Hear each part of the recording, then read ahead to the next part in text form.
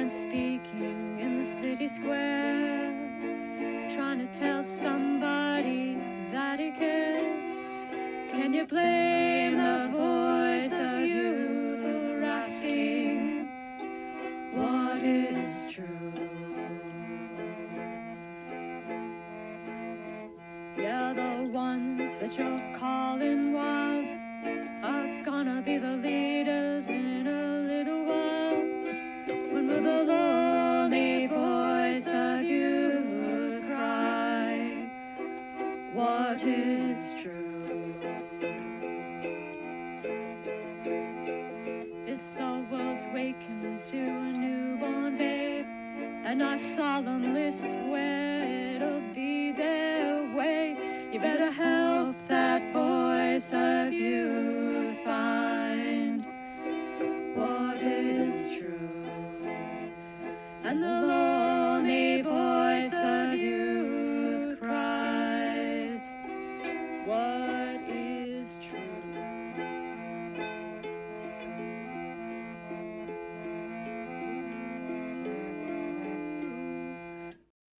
All right. Welcome in, everybody. It's good to see everybody here. This is very last minute today, but I got some great notes. In fact, RJ here. True is flat. Truths exist. That is true. RJ helped out quite a bit with the notes today. So thank you, RJ. Some things are also true. Yes. Well, there's a lot of truth in the world. And if you flatten the world to that, you're going to be disappointed. So we've got our Sam Powell, our big bottle. I also have some here in the Muppet Cup. You should go to the store and buy a Muppet Cup. It'll help you to consider how much of a Muppet you actually are. And I've got some tea. I'm doing, what is this? Red clover tea. It's supposed to help with all my inflammation problems here. We'll see if it actually works. And we'll see how late Polly can hang in there with us. So yeah, let's grab our favorite book. Although all of Taleb's books are my favorite books, and see what sort of wisdom we can glean. Oh, this is a chapter called The Ludic Fallacy and Domain Dependence. I love it. Sports are commoditized and, alas, prostituted randomness. I love it. That is great. Taleb is awesome. So yeah, it's been one heck of a week. I told everybody, like, it's gonna get lots worse, just way worse, and it's getting way worse. More stuff is getting broken more often. Excuse me, my computer's been on the fritz all day, although I seem to have calmed it down. Close your browsers. Yeah, that's the. And of course, I need my browser to run StreamYard, but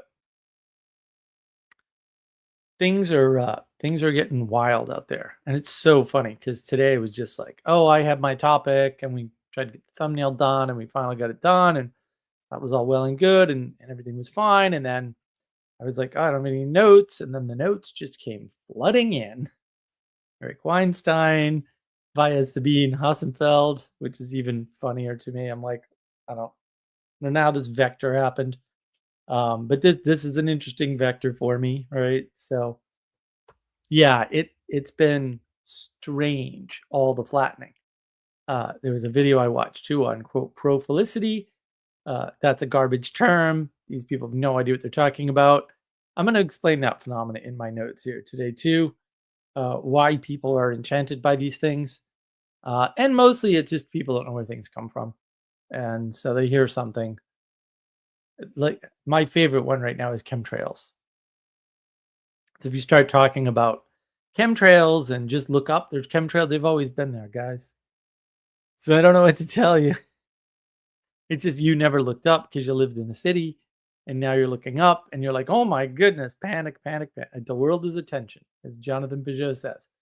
And so, yeah, you kind of get the sense from that, like, oh, that's what's happening. Everybody's panicking over things that they should have already known. And this is part of, we'll say, the results of the flattening. And so as the world sort of spreads out or flattens, you get more world, right? You get more stuff, you get more material, you get more peoples, right? But with less depth, especially over the internet, for example.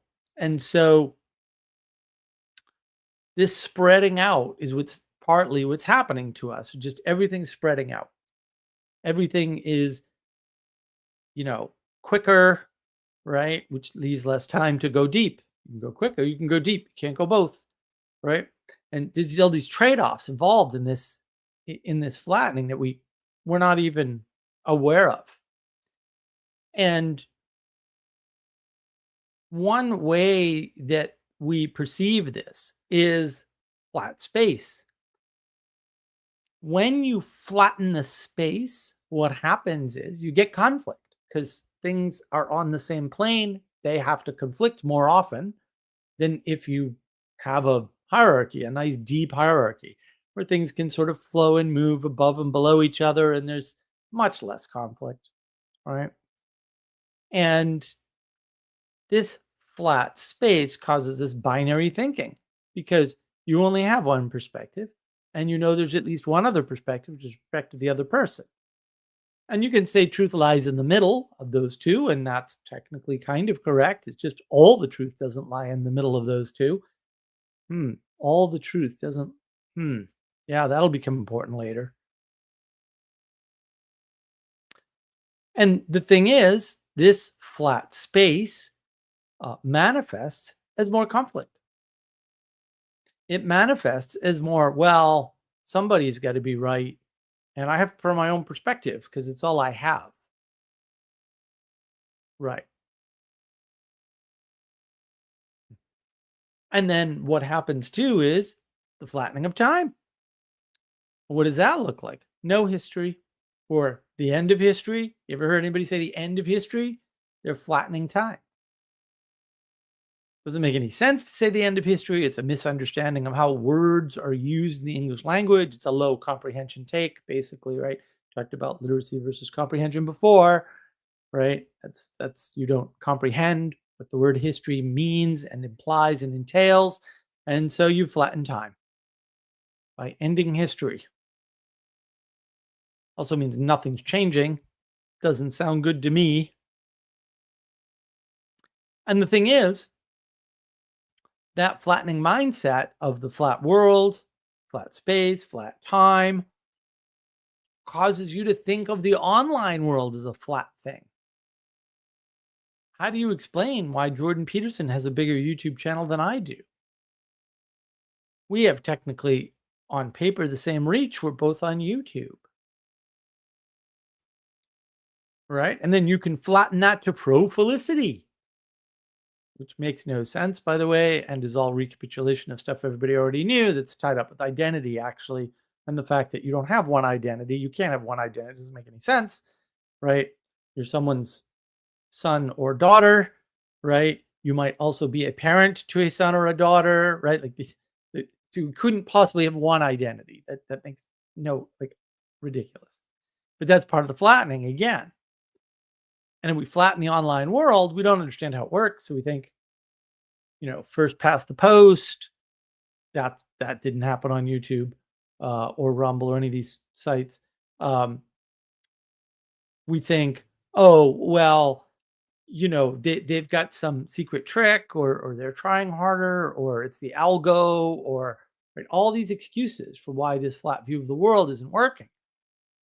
Everything that isn't flat is forbidden knowledge. It's all forbidden knowledge because you don't see it, you can't understand it. And that's where the esotericism comes from. That's where the Gnosticism really flourishes in this flat world because there's forbidden knowledge somewhere. I agree. But if you think you live in a flat world, even a flat online world or whatever, then that forbidden knowledge online is the algo, right? It could be, the big tech corporations, right? And so they just, they care so much about you that they're out to get you. And right there goes your conspiracy and your paranoid thinking. And so what's driving this flattening of the world? What's the engine behind this flattening? Well, one thing is we've been told that we can understand things, which we clearly cannot understand. We've been giving these very overly simplistic frameworks for understanding something. And then we think we understand it. We go to implement what looks like a good plan, or we've been told is a good plan, and then it fails. And now the Gnosticism comes back. It must be forbidden knowledge. I had the plan, I had the map of the world, I knew what I was doing, I'm very good at it, and it didn't work. And why are we trying to do that? We're trying to keep the world in our head as a map. And that builds a nice flat map. So, how did that happen? Well, it turns out that when you isolate people, say you're growing up, you're given your own room. You take them away from distributed cognition. You take them away from conflict management skills. You take them away from situations where they have to learn to compromise. But they have time because they're not dealing with these conflicts and learning good conflict resolution to try to put the world in their head and map it all out by themselves quietly. And that builds a nice flat map of the world because you have your own perspective and you don't actually have anybody else's perspective. And to the extent you can understand somebody else's perspective, you don't have any contrast for that. So you're going to build a two-dimensional flat map of the world. And then you're going to pretend, much like if you were in a video game, that that is how the world is. And this is, of course, wrapped up with video game thinking. Of course, I have a video about the video game reality, right? And that problem. And I'll do more on that at some point. I had a whole series planned, but illness has kept me away. Um, so we're trying to understand the world, and that's flattening it out. And then we're walking on what we think of as a flat map. And then, of course, we get flattened, haha, right, by something. And we're like, well, wait, what just happened? Well, we didn't even see this. No, because it's not on the flat world. It's not in your flat world map. And then you blame algo or the Illuminati or aliens or whatever. I heard the most bizarre statement. And I was shocked that it didn't get immediate pushback because I guess we're living in a world where no one pushes back on anything, no matter how bad the idea. This guy was talking to Peterson and he said, the world is not our property. I'm like, I could have told you that. But what he meant was somebody else owns our planet. And I was just like, I know people are dumb, but that's dumber than dumb. Like, what is that? Because we need a new word or something. Like, of course, the world is not our property, you idiot. It never was, it never could be, never could have been, and never will be. It's not how property works, you moron.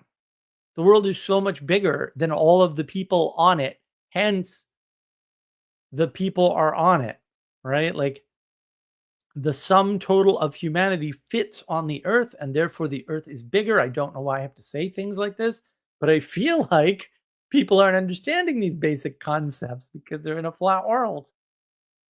And they think property is something you draw a line around a map on and say, this is now mine. That hasn't been working out, especially not with the myth of World War II collapsing, if you will. And I think this is one of the struggles over post-war consensus or whatever nonsense they're dribbling about now. The low IQ folks. That's a flat map. It's a flat moral map. Post World War II consensus, the derivative of the myth of World War II, where we were there freeing people from concentration camps. No, we weren't. I mean, that happened, but that's not why we were there.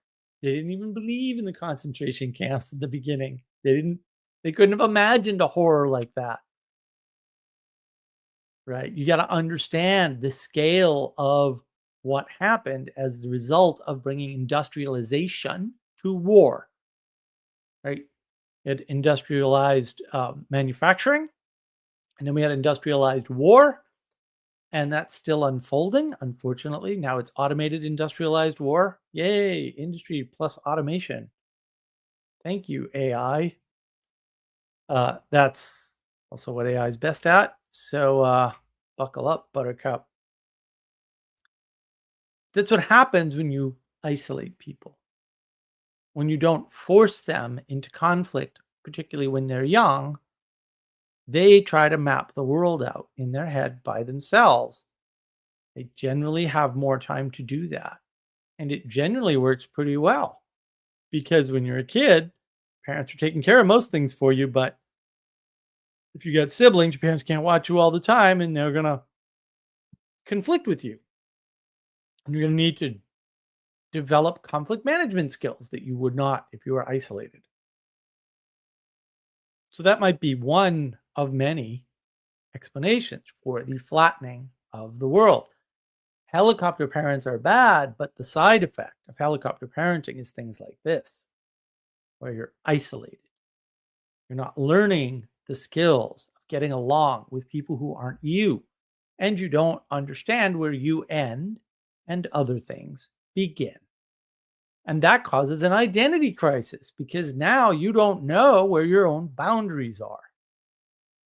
Right. This flat world thing is really dangerous.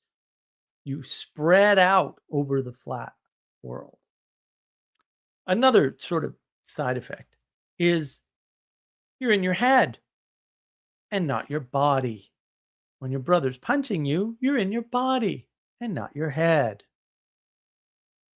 And this causes a schism,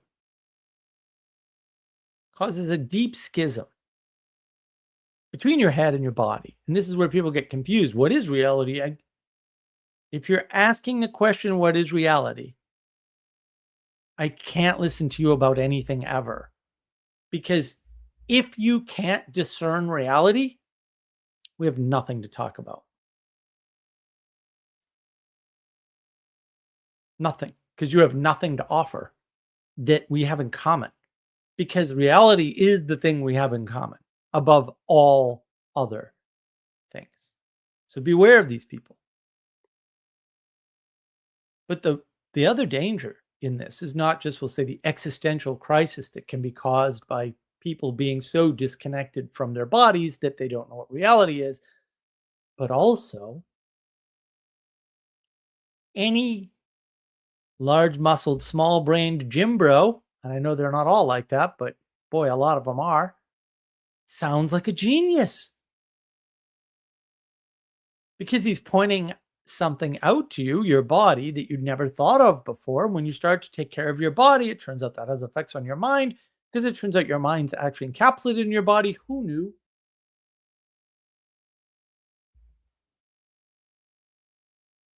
And it's like, wow, this guy's amazing. Why, I never realized I could just get up and do 10 push-ups in the morning every morning and I'd feel so much better, or go running or lift or whatever it is. Hmm.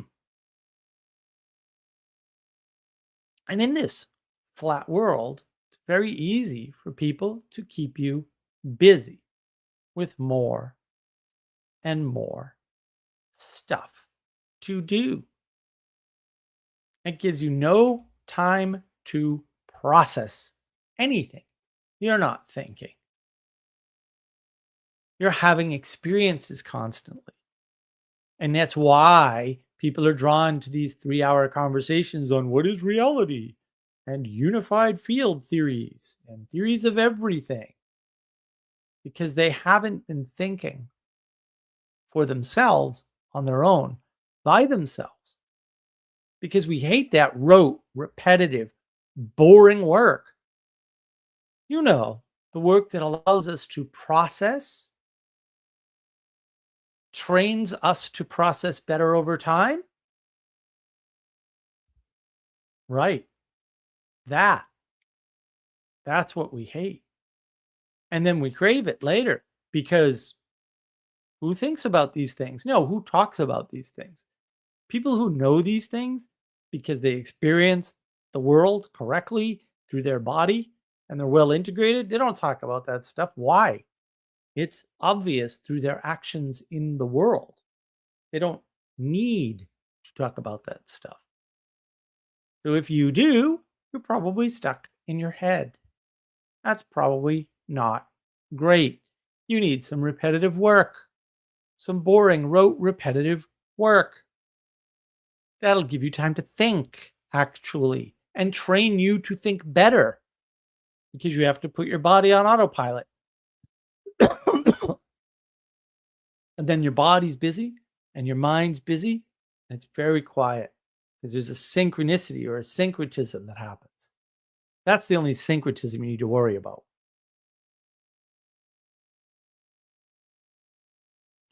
Individualism flattens the world to you or to any other single person.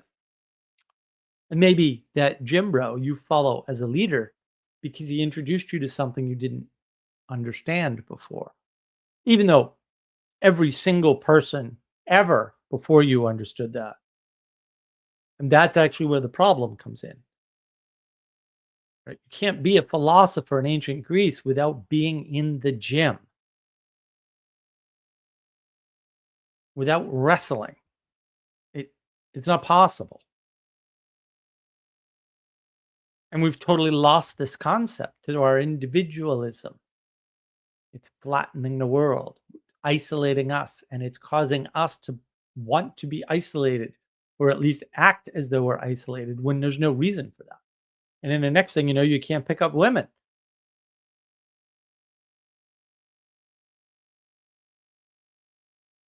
And once you're an individual, anyone can state something no one normally thinks about, like the gym bro.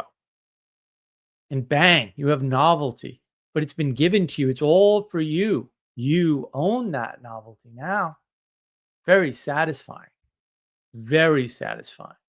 And either you take that on as something that you now know, even though you didn't derive it, right? You didn't come up with it. It was given to you, you ungrateful bastard, right? Or that person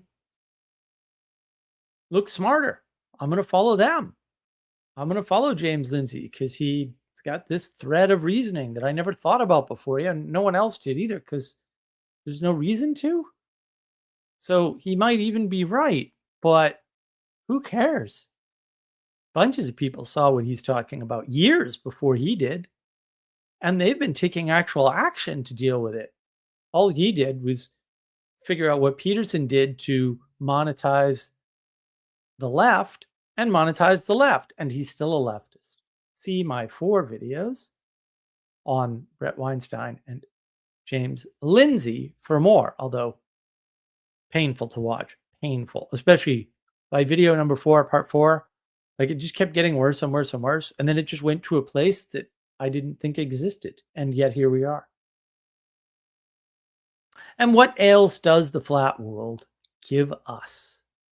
Well, you can do more of all of the bad stuff that people always did.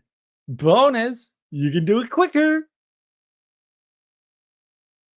That's the problem. More, more, more. Because once you flatten the world out, that's all you have is quantity. You've given up on quality. How do we recognize these signs of a flattening of the world? Now that we know that anybody can give us a perfectly banal piece of information that's boring and probably every single person before us already knew. And because we hadn't heard it before, we'd go, ooh, interesting, right? And become enchanted by that. Unified theory of everything? It's flat world. So funny Sabine talked about this in the video I saw today. I don't know when the video came out, but I saw the video today. It's about Eric Weinstein. Psychology is a flattening of human behaviors to propositions. So you take all of human behavior, all passions, desires, all interest, all thinking modalities, all worldviews, and you just write them in a book, in an ontology, and call it the DSM. think we're on version 5. Version 3 is correct, and versions 4 and 5 are incorrect, in case you're curious. And it turns out that when you flatten the world, you have all the same stuff, but some of it looks different. Now, if you didn't start out in the enchanted world, all that stuff that looks different is not only new to you, but it's not a pattern. It's an implementation in the flat world. It's like, oh, a bunch of early YouTubers got all of the views. Well, yeah, because the ratio of content creators to viewers was very small. Content creation was a little bit harder back then in many ways. And so there was no flood. And so they got more of the total audience. And once you have that momentum, see my video momentum, you can roll with that. So that as the platform grows, you continue to get more and more of the pie that you already had, or you keep the same amount, but it's just more people now. The ratio doesn't change. So that looks different if you compress time and say, well, but I've been on YouTube for 5 years and I'm not at the point of 5 years that Mr. Beast was. Really, genius. Thanks. That pattern is everywhere, all up and down the self-similar fractal reality. But it just looks different if you're in the flat world. There are other patterns like that. The guru pattern doesn't look the same in the flat world because gurus are from India and they're spiritual. They're not Eric Weinstein being a jerk and making things up, or Sam Harris coming up with these brilliant the moral landscape. There's no moral landscape. That's a flattening of the world. And then measuring things based on properties. It looks different, but it's all the same guru. It's all the same nonsense. It's all the same enchantment. It's just happening in a different place. The apologists go look at that and they go, aha, we know how to do that. And it's like, no, you actually don't, because you're just translating it from your binary view of spiritual first, right, into secular. That's not what's happening there, though. But it looks that way. I get that. I get that you think that, Jordan Peterson was the greatest Christian apologist of the past 10 years or whatever, but that didn't happen. And so you need a new plan if that's your plan.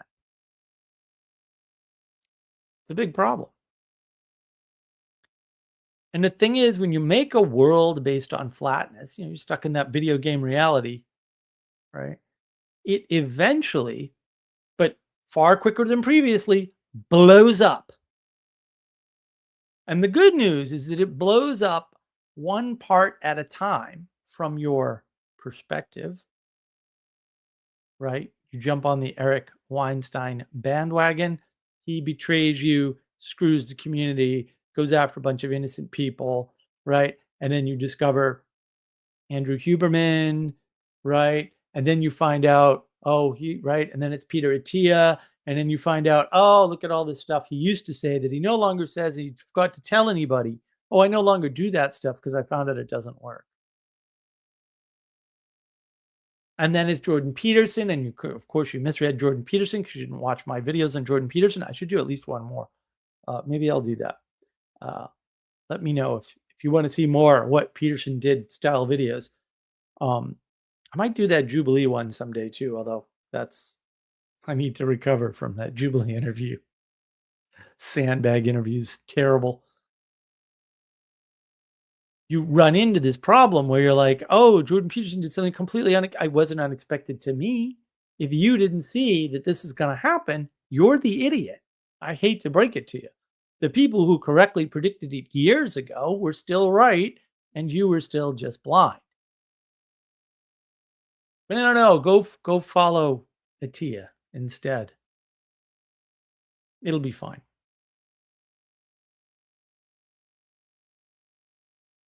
So these things blow up, and then you just move to a new thing, and then that blows up. But if you could see the bigger pattern, because you did live in the flat world, then you could live in terror like me all day. Oh, wait, that came out wrong. But it was accurate at least. Yeah, you could see what the collapse looks like, complexity collapse in particular, which is what we're suffering from. That's why we're having more internet outages. The whole AI space. Oh my goodness. Yeah, they're creating little exploding bubbles left, right, and center. The coding AI space just blew up. Bang. Overnight this week, gone in an instant. Cursor blew up, and now Cloud Code blew up, and yeah, it's been crazy. The only thing that didn't blow up yet is Google, but they just came out. So the Google Coder right now is not on this machine, but on a different machine, running stuff for me. I can monitor it from here, and it's been running for 3 days. Fantastic. I don't know if it's actually being successful, uh, but hey, maybe it is. Uh, it looks okay. At some point, we'll find out if that's going to blow up too. It may not. That one may not. There are reasons for that. They're all technical. I'm not going to get into them here. Materialism flattens the world down to physical objects and sometimes must rely on their relationships, right? Which it flattens using propositions. And so you can label the material, you can put it in categories. That's called ontology, right? And then you can talk about the relationships using propositions. You can do that. That's materialism. It'll flatten the world down. And then relationship will be a revelation to those people because we already saw that happen. That's Vervaeke for sure. Probably Peterson to some extent as well. Objectivism, on the other hand, flattens the world to lumps of similar materials called objects, which contain sophisticated relations with the parts, within the parts, between the parts, and outside the objects to other objects. That's your objectivism, where you don't see the world as mere material, you see it as these complex objects. But of course, that's all arbitrary and usually based on the materialistic ontological categories. And then once you're in the ontology space, you might as well make up your own. Fair enough. And people are doing that, and then they become gurus because they've got a way of understanding the world you've never heard of before, and it seems to work. I got news for you. Lots of these things work. That was Sabine's point when talking about Eric Weinstein's theory of everything. She said, I don't care about this. I think it's stupid and it's wrong. And by the way, mathematically speaking, you can come up with a bunch of these. Here's the formula. Bingo. And she knows Eric. She likes Eric for some reason. And she still doesn't care for his theory. Good. You shouldn't. And because the individualism we talked about earlier, you're isolating yourself from other people. You're eschewing relationships with yourself, with nature, and with others. At the very minimum, might be one other relationship you're eschewing there as well. And of course, I have a video on all three of those together. If you want to watch that. So, other than the intimacy I hinted at earlier, what else do we lose?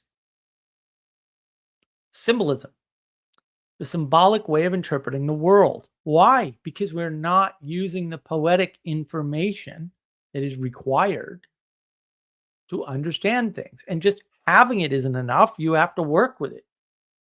Right. And one way to do that is within a structure. And one way to get that structure is to do something rote and repetitive and boring. That's a structure. It gives you a space and an anchor and a grounding for your mind to wander without getting lost.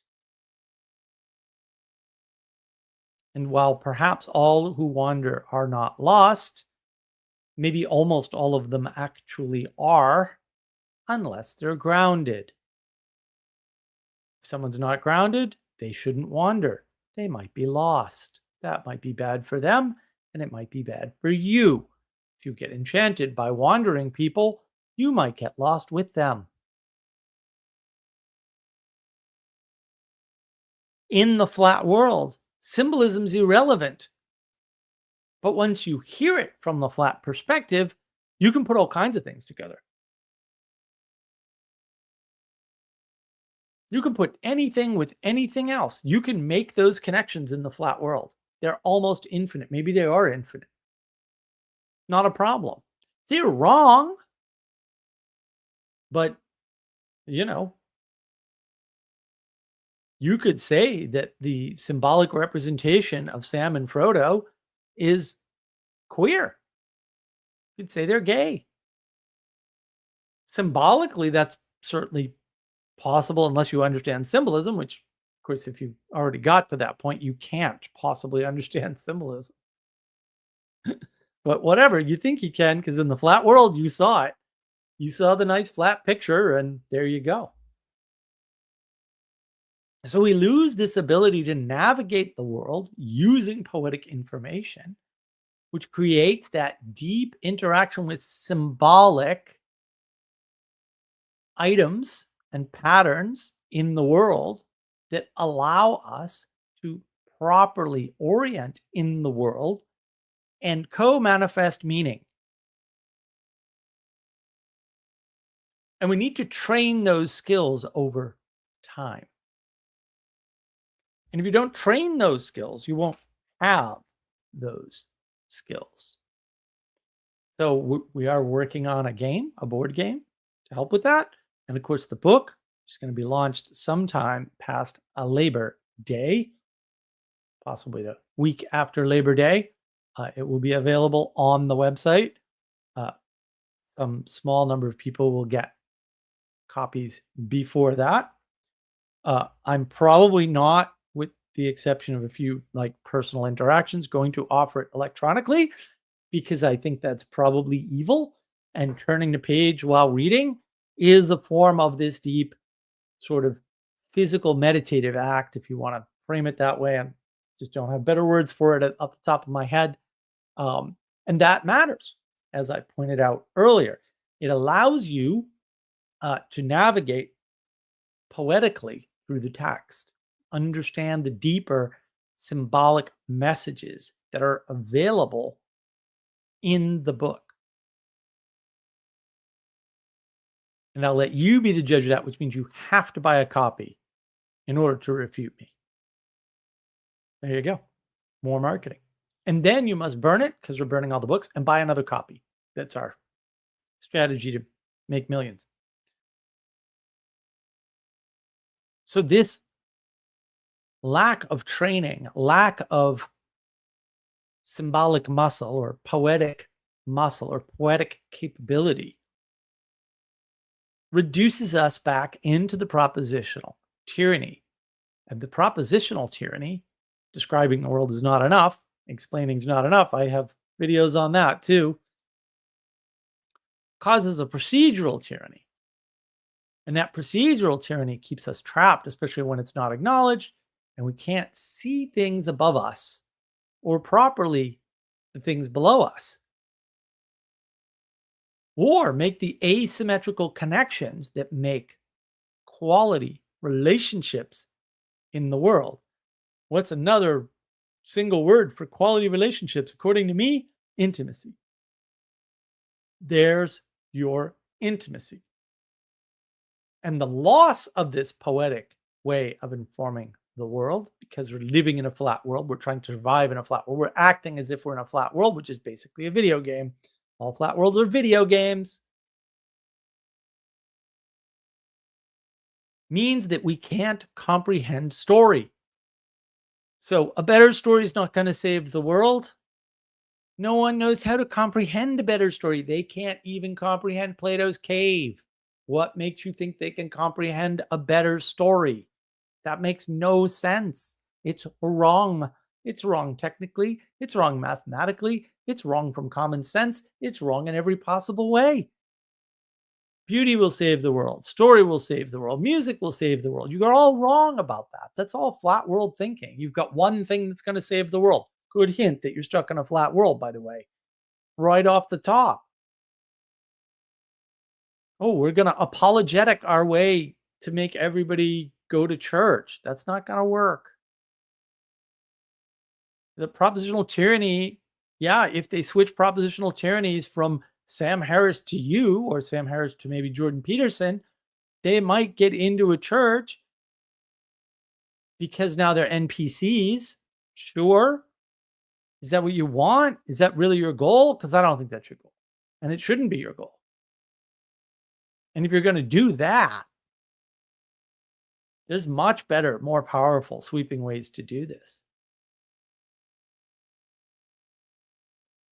But that's the problem with the flat world. And now, hopefully, when you look around, you can see the zombies. This is why zombies are big, stuck in the flat world. That's why we need to break out of the Matrix. What's the Matrix? The Matrix is a video game. Video games are flat worlds. People have the right diagnosis. We need to break free. Yes, you need to break free of the flat world. That is correct. You need to break free of the flat world. You're not going to do it by listening to Huberman or Jocko Willink. I'm not saying don't do that. I'm not saying they're not helpful. I'm saying that's not the answer. Now, let's catch up on comments. Father Eric insists that the earth is the Lord's. I don't know. Does he have a deed for it? I mean, Anselman, all sides guilty of our total war targeting civilians, rejecting just war concept. In a flat world, you're going to end up with war because everything's conflict. And conflict only ends when the hierarchy is reestablished. And the hierarchy should not have to be reestablished through violence and violence and the killing of innocents, at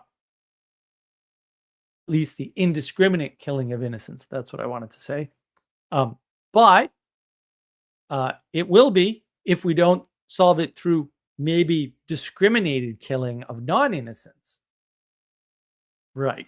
Or discriminated killing of innocents, because I think I've heard about that somewhere before. Father Eric, at the moment, I really wasn't grateful. Yes, when your brothers are punching you, you're not grateful. But you're getting all these skills that you know nothing about.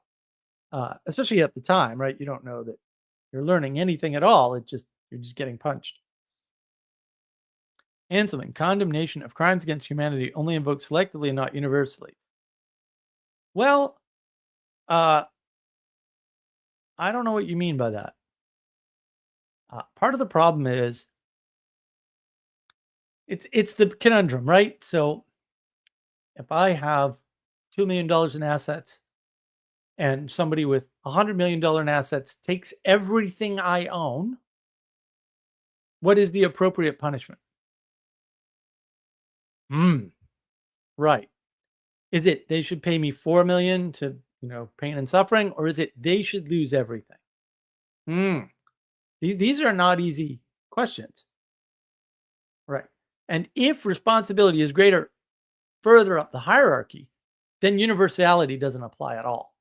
In other words, if the hierarchy is real, what you call universality doesn't exist. Right? Now, there is a universal principle there, but it's different. And this is where you have to kind of understand Girard's idea of scapegoat. It's quite possible, again, pretty sure this is in that famous book I haven't read, that you have to sacrifice an innocent person so that the king isn't punished for his own deeds. I don't know, but my goodness, if you read, tell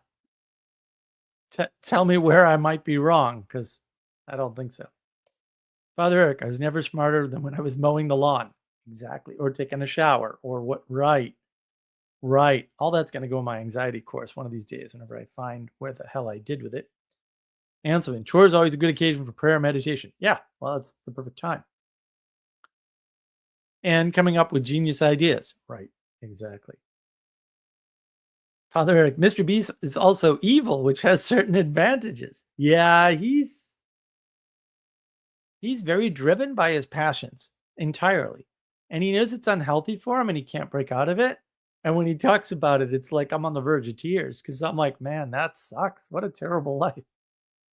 Keep your millions. He's not far away. He's in like the mountains of North Carolina, not terribly far from me, actually. Sally Joe, I thought Utah was a moral landscape. Right. Father Eric, Thomas Aquinas' reputation is not changing anytime soon. Okay. Was it supposed to? Anselman, Utah was the place women deserted their husbands and children to move to become one of the leaders. Plural wives, historically. Yeah, that's true. Yep, following power around in a secular world. Sally Joe, I mean, they're not my morals, but they were someone's. Maybe. Ixnon, I'll make my own ontologies with blackjack and hookers. No, it's hookers and beer. It's hookers and beer. That's my Anselman. I prefer God to nature. The little trick, it might be both, but don't tell anybody. I only use 3 on purpose. Sally Joe, painting castle's anchor compass right now. Woo team. Oh yeah. Wow, that's for the workbook. That is the companion to the book. And the workbook shaping up quite nicely. We just made some changes, or rather added some enhancements. And the workbook will be out soon, but before the launch, for sure. Before the launch. And that'll be useful. That'll be great. It's shaping up really good. Father Eric, I haven't gotten grounded in years. You're very grounded, sir. You're hopefully grounded in the Lord, I would say, for sure. That is your job, after all. Sally Joe. Well, talk to the bishop. Grounding could be arranged. Yes. Well, he'd like grounding in the summer. Then he doesn't have to be in DC where it's too hot. Ansman, take your shoes off and walk on the grass. Should be earth, so safe from electric shock. Indeed. There's a whole theory out there about the electric charge of the earth not being conveyed to you, and then you can buy things that you like ground them outside, and then the copper blanket is attached to a sheet in your bedroom, and there's some weird stuff out there. Father Eric, remind me, is the red wire or the black one ground? It's the black one.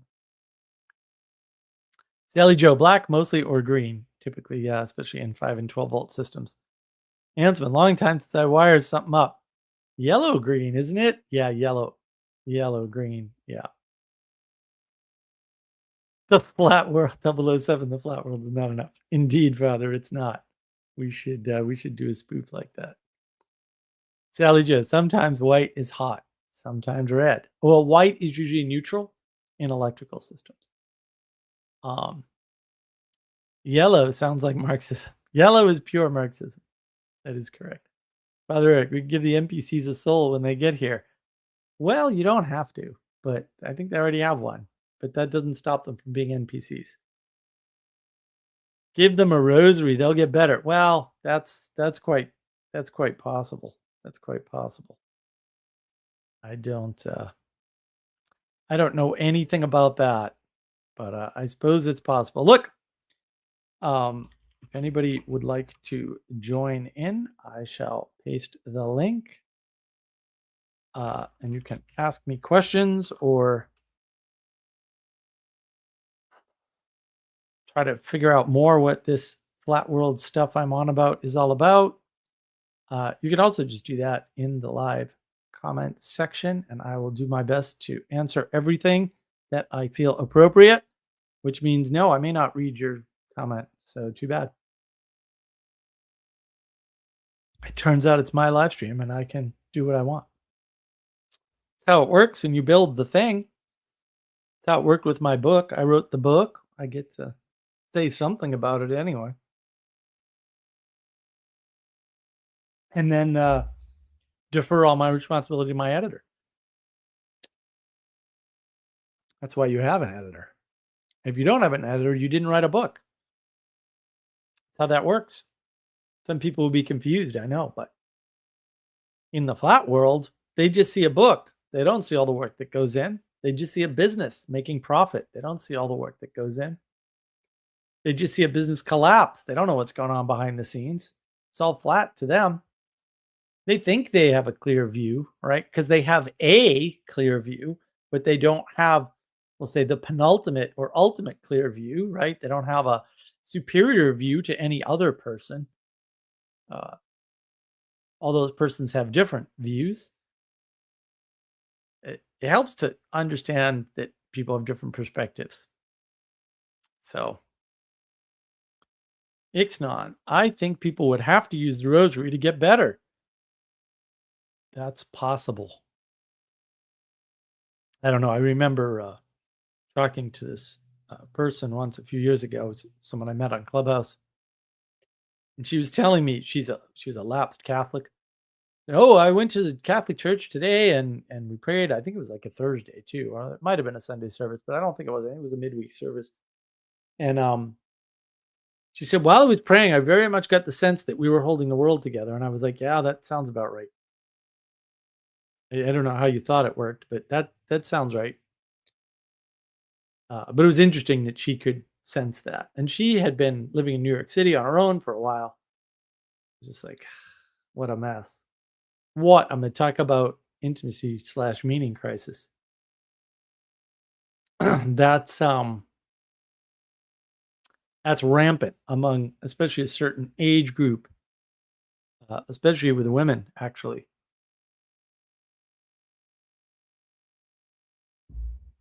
That's one of the bigger problems. Father Eric, New York City eats its young. Yeah, it really does. It consumes them, and then they're in their 30s panicking or 40s panicking. Anselman, it takes decades to get better praying the rosary. I should hope not. Certainly not for Tammy Peterson. Lucky her, I guess. Yeah, it's a lot of the discussions you hear from Peterson and that crowd, they're just flat worlders stuck in a flat world, describing what they see and then trying to reinstantiate or re-enchant intimacy into it, intimacy in particular, because that's what they've dissected away with their ontologies and their sciencing. That's what it does. It cuts everything away.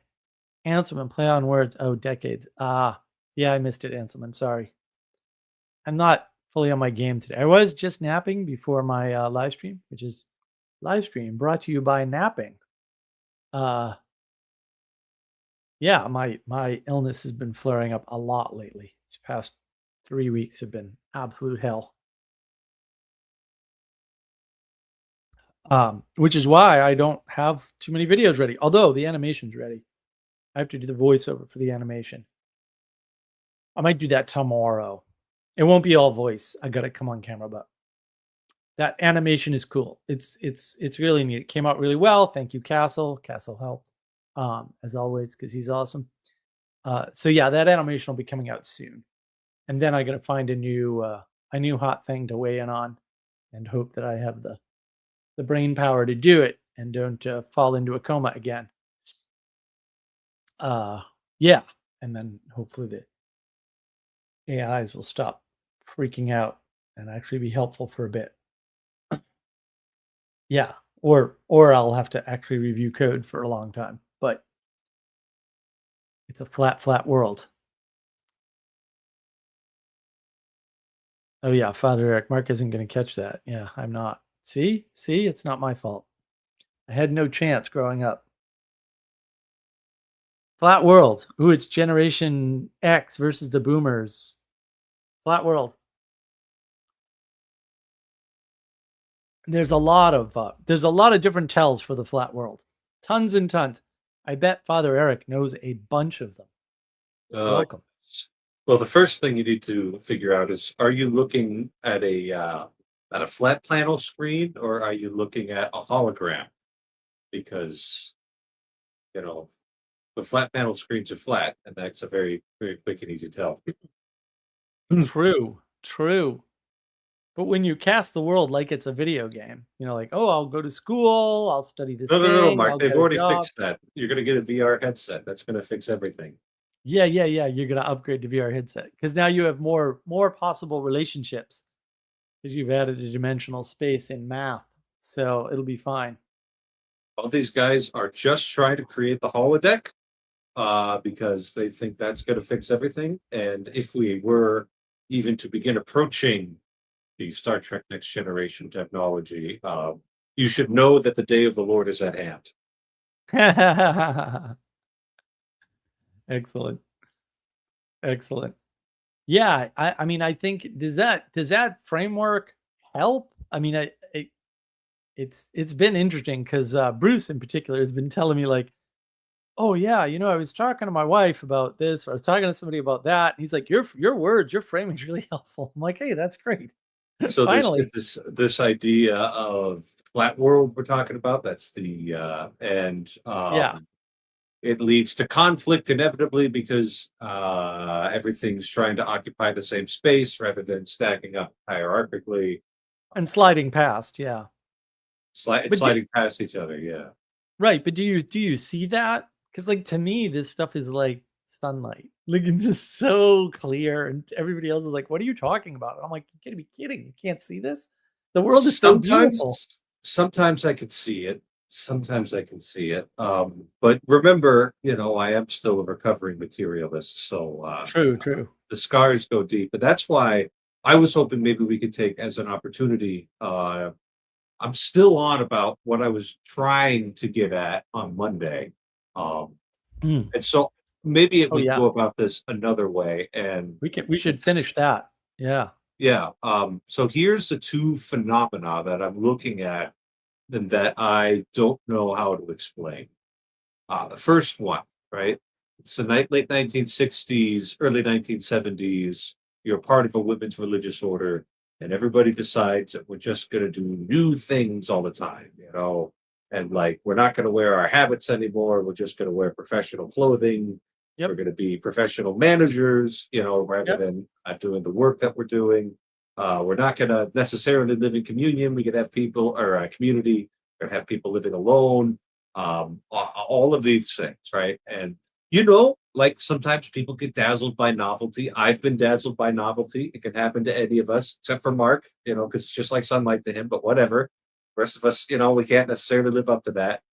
But like the years go on, and like people stop joining the community. Like Right. they don't want to be a part of this, and it's like, well, maybe we just got a team for something. Maybe we're not getting something quite right. But I would think by the late 80s to the early 90s, when you haven't had a new person join your community in final vows in like 10 years, like the Mhm. alarm bells got to start going off.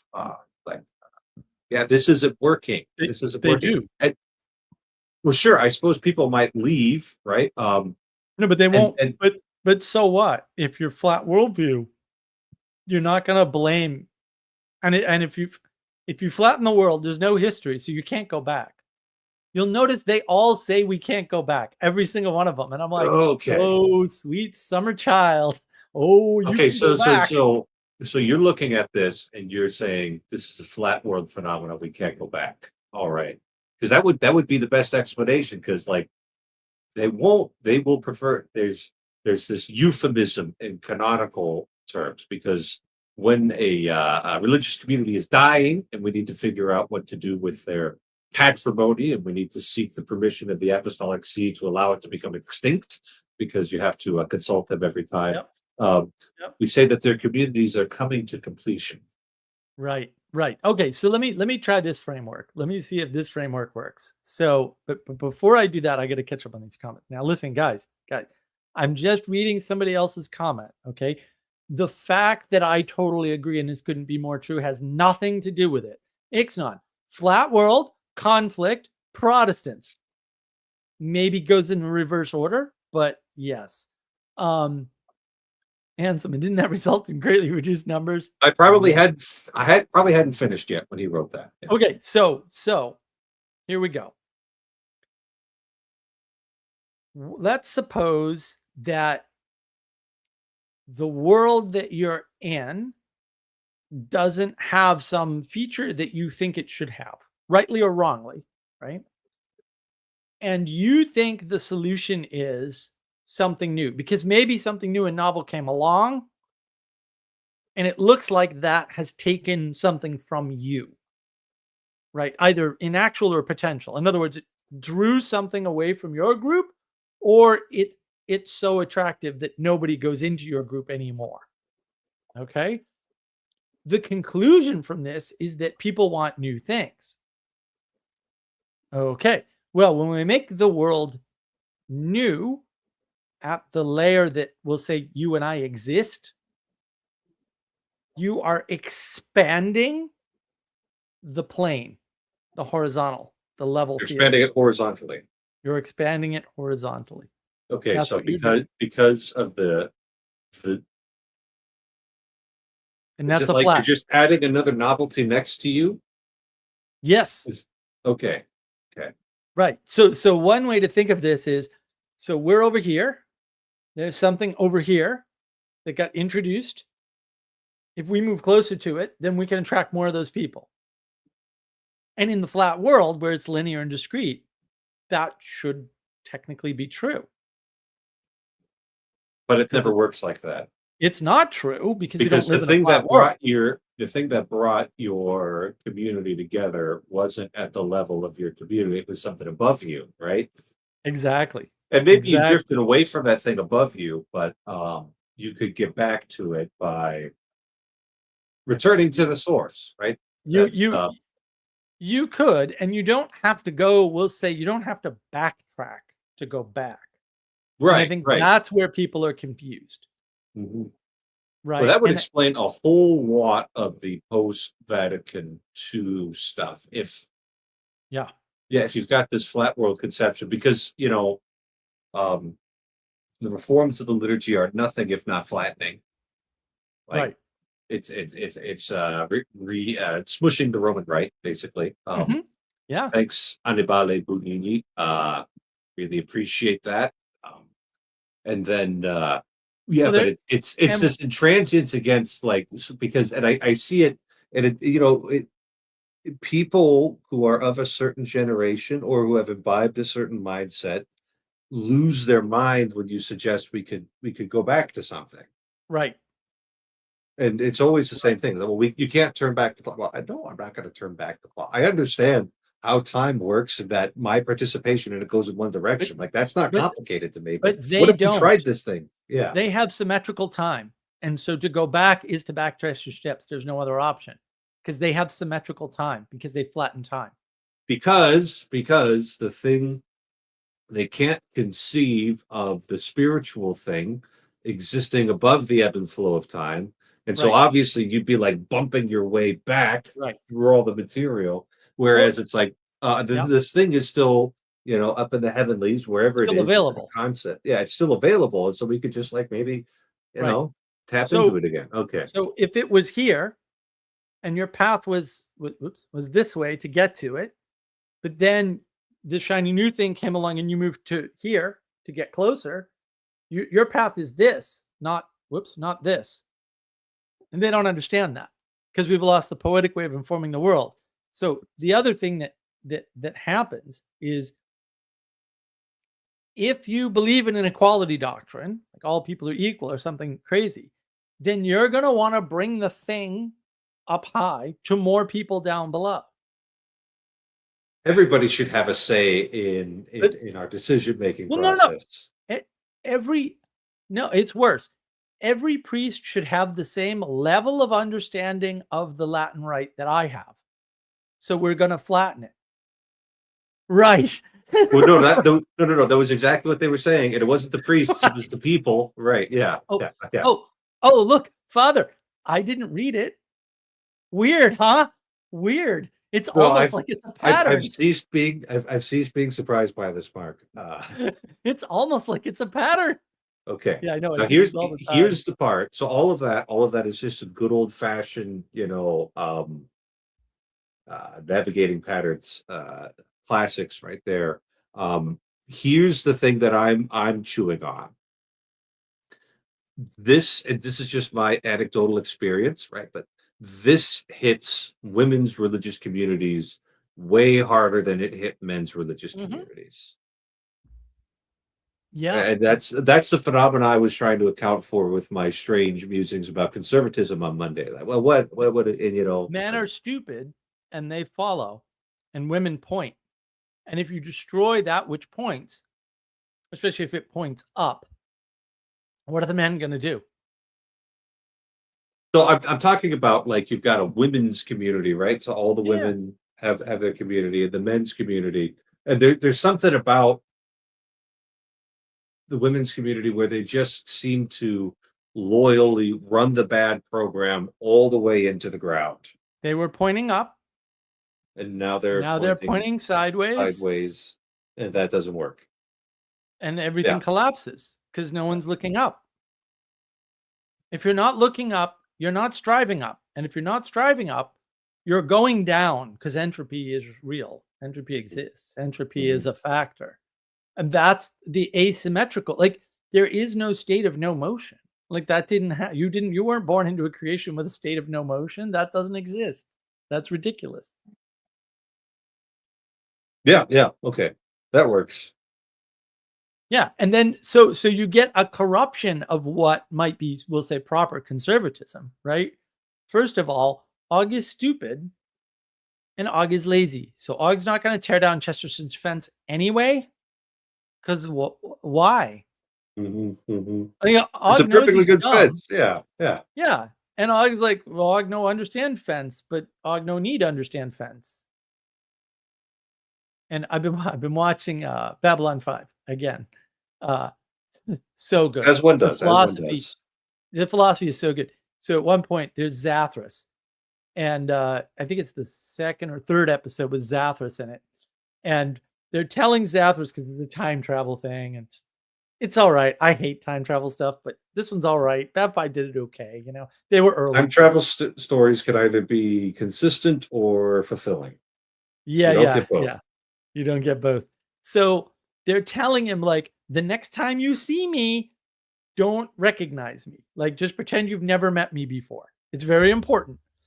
And then they explain the whole thing to him, right? And they say, Zathras, do you understand? And Zathras is going like this. He goes, no, Zathras no understand. Zathras not good at understanding. Zathras good at doing. And I'm just like, yeah, I wonder where I got all this stuff from. Practice the conversation then.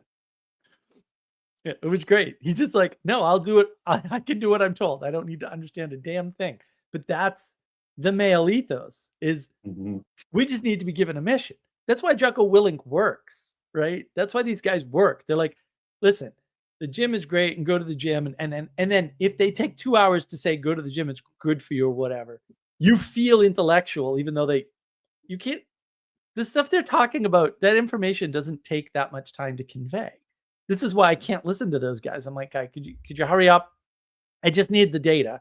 Like I'm a data guy. I just need the data. I don't need the rest of this stuff, right? But I I think do a need lot the of data. guys, I think a lot of, I don't know, this was my experience. It's like I got into the Jocko thing. I found it really encouraging. I enjoyed it, and then I was done. Yeah. Yeah.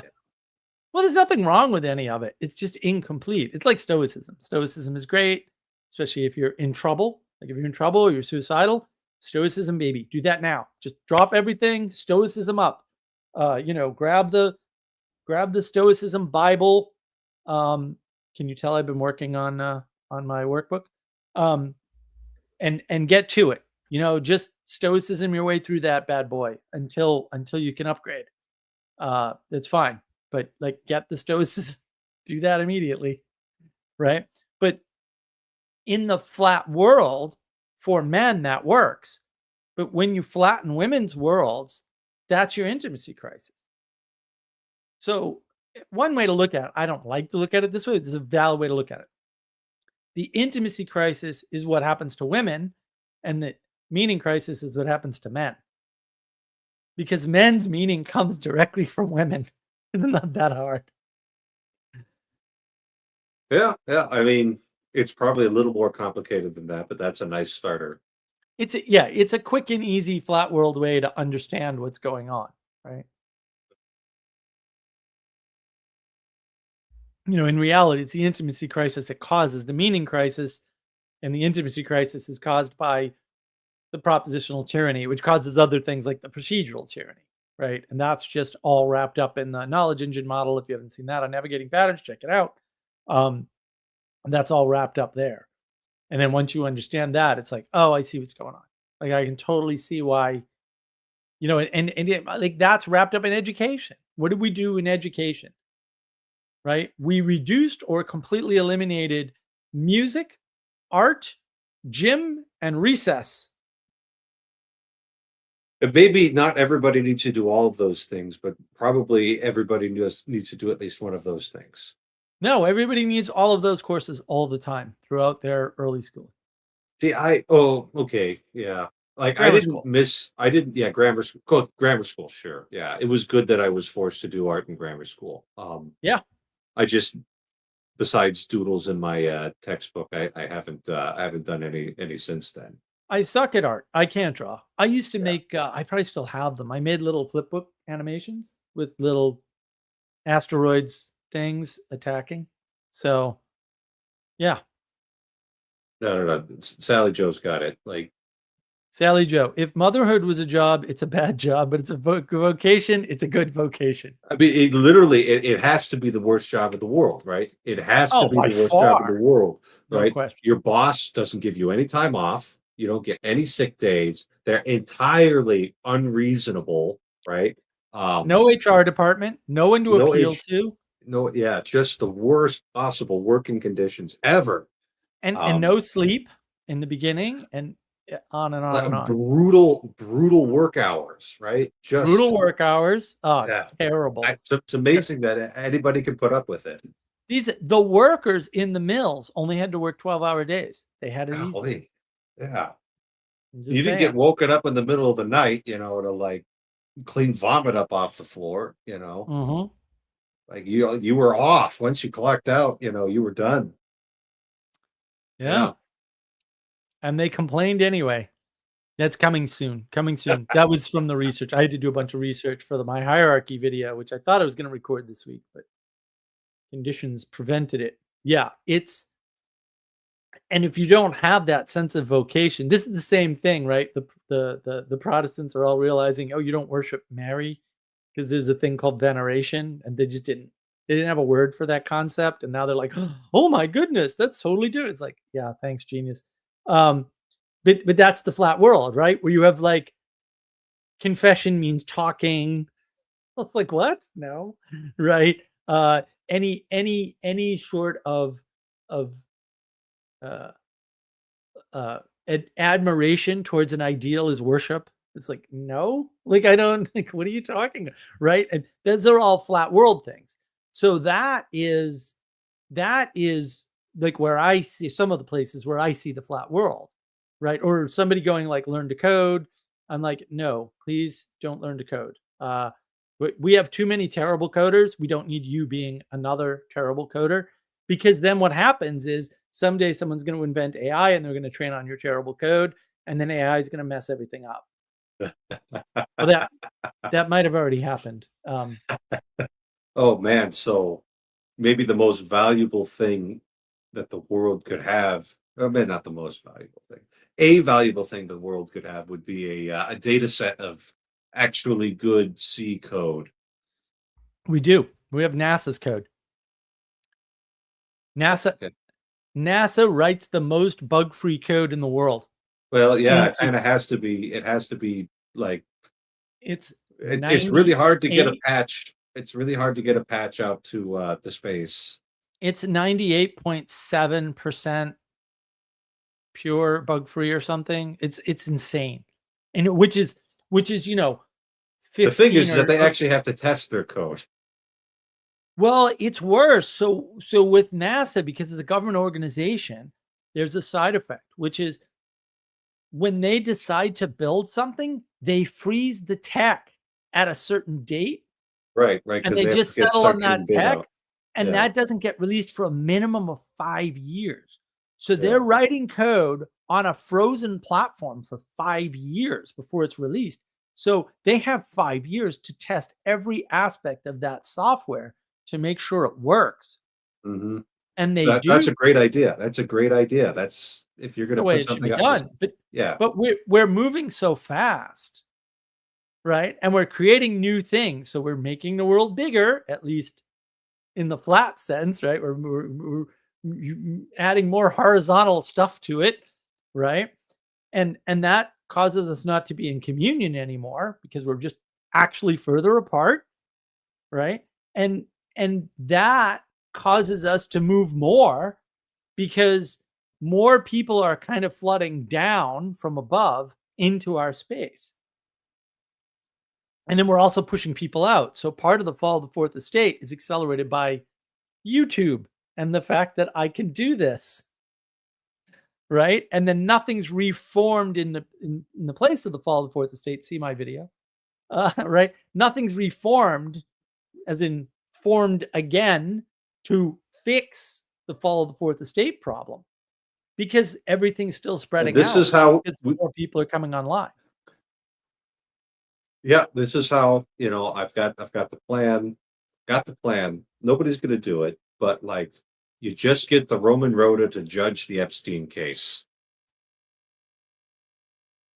That would work. And Rome yeah, Rome would just be like, "Yeah, yeah, we've, looked at all the, files here, and, we don't have any power to incarcerate these people, but we can got the, You can pass moral judgment on them. Yeah, the yeah, big problem in the flat world is Epstein right now. I'm trying to explain to people, you don't understand, guys. Releasing those documents isn't going to do anybody any good. It's going to make everybody more angry because all the crimes were committed outside of the jurisdiction of the United States. So the only two people you can punish, one of them went to jail. We don't know if he died in jail, if he's still alive, or what the hell's going on with that. And the other one's still in jail.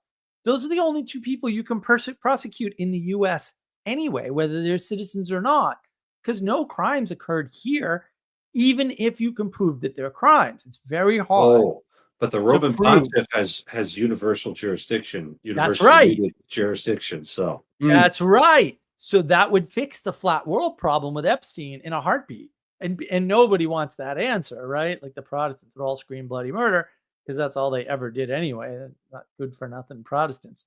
Um, just, is what it is. So when you rely on the flat law of government to do this, it can't. There's no mechanism. So you just ruin the reputation of a bunch of innocent people. How many, I don't know. Maybe get a few guilty people, but it's very hard. I mean, unless they're obviously very young girls, it's hard to know if someone's underage and they they might have been lied to. I hate to break it to you. Then why would you punish them? It might be morally reprehensible, fair enough, but it's a no-op. So if you mhm, release the files and then you don't arrest these people, now you've destroyed their reputation. The thing is, they all have power. You think they're going to be happy about that? Do you think they're not going to lash out? Because I think they're going to lash out, and I don't want to be in the backlash. So I'm like, shut up about the stupid files. You do not understand what you would be unleashing if this were to happen. But mhm. you're right. The solution is to have a moral authority uh, get a hold of the information and hold a trial. That would actually do a lot of good. But I The agree with real you. I think it would be nearly impossible to make it happen. yeah, no, no, no, look, the Lord knew what he had access to. He could have, by means of a miracle, elevated me to the, See of Peter, but he took that guy from Indiana instead, so, Not yet. Not yet. yeah, We're working on it, Father. Just be patient. be patient. I'll just keep on working on my canon law, keep my nose to the grindstone. But here's an interesting thing about the church's jurisprudence, right? If a priest, is caught with a minor, but he was genuinely in error about the age of the person, maybe they even lied to him, doesn't Yep. matter. He gets punished for abusing a minor. So Yep. that's like the one case in canon law where genuine error of fact is not exculpatory. Yeah, you have to do that in moral law, but you can't do that in a government-run legal system. Well, it makes perfect sense because like you're possible. already misbehaving. Like you already Yep. knew you were doing something wrong, and we just get to throw the book at you now. So Ixnat, veneration happens, but they won't admit it. Well, to be fair, Ixnat, they don't have eyes to see.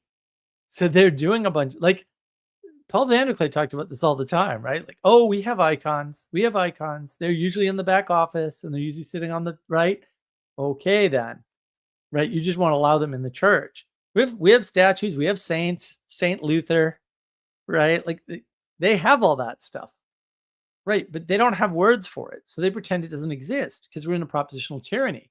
And if you just don't use the word, that concept isn't there. And the corollary of that is that if you make up a word, that concept must exist in the world. And that's why you can just say metacrisis all day long and not define it. Everyone nods and smiles like, oh, I definitely. it's the crisis that comes after the crisis. Good. Right. Or the crisis outside the crisis. I'm like, you guys aren't making any sense. You're misusing words. You're just flat out ignoring rules of grammar. And they don't know that they're doing that, which just cracks me up even more.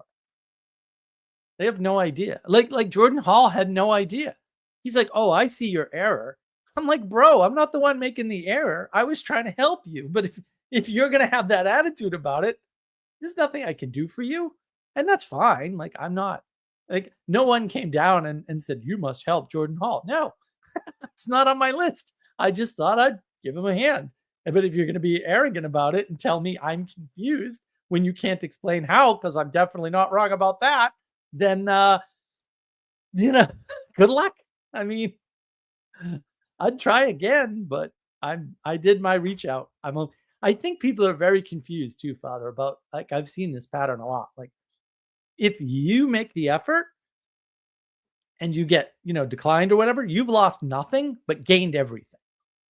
You've gained everything because you're only required to make the effort. It's the people who never even make the effort that are screwed.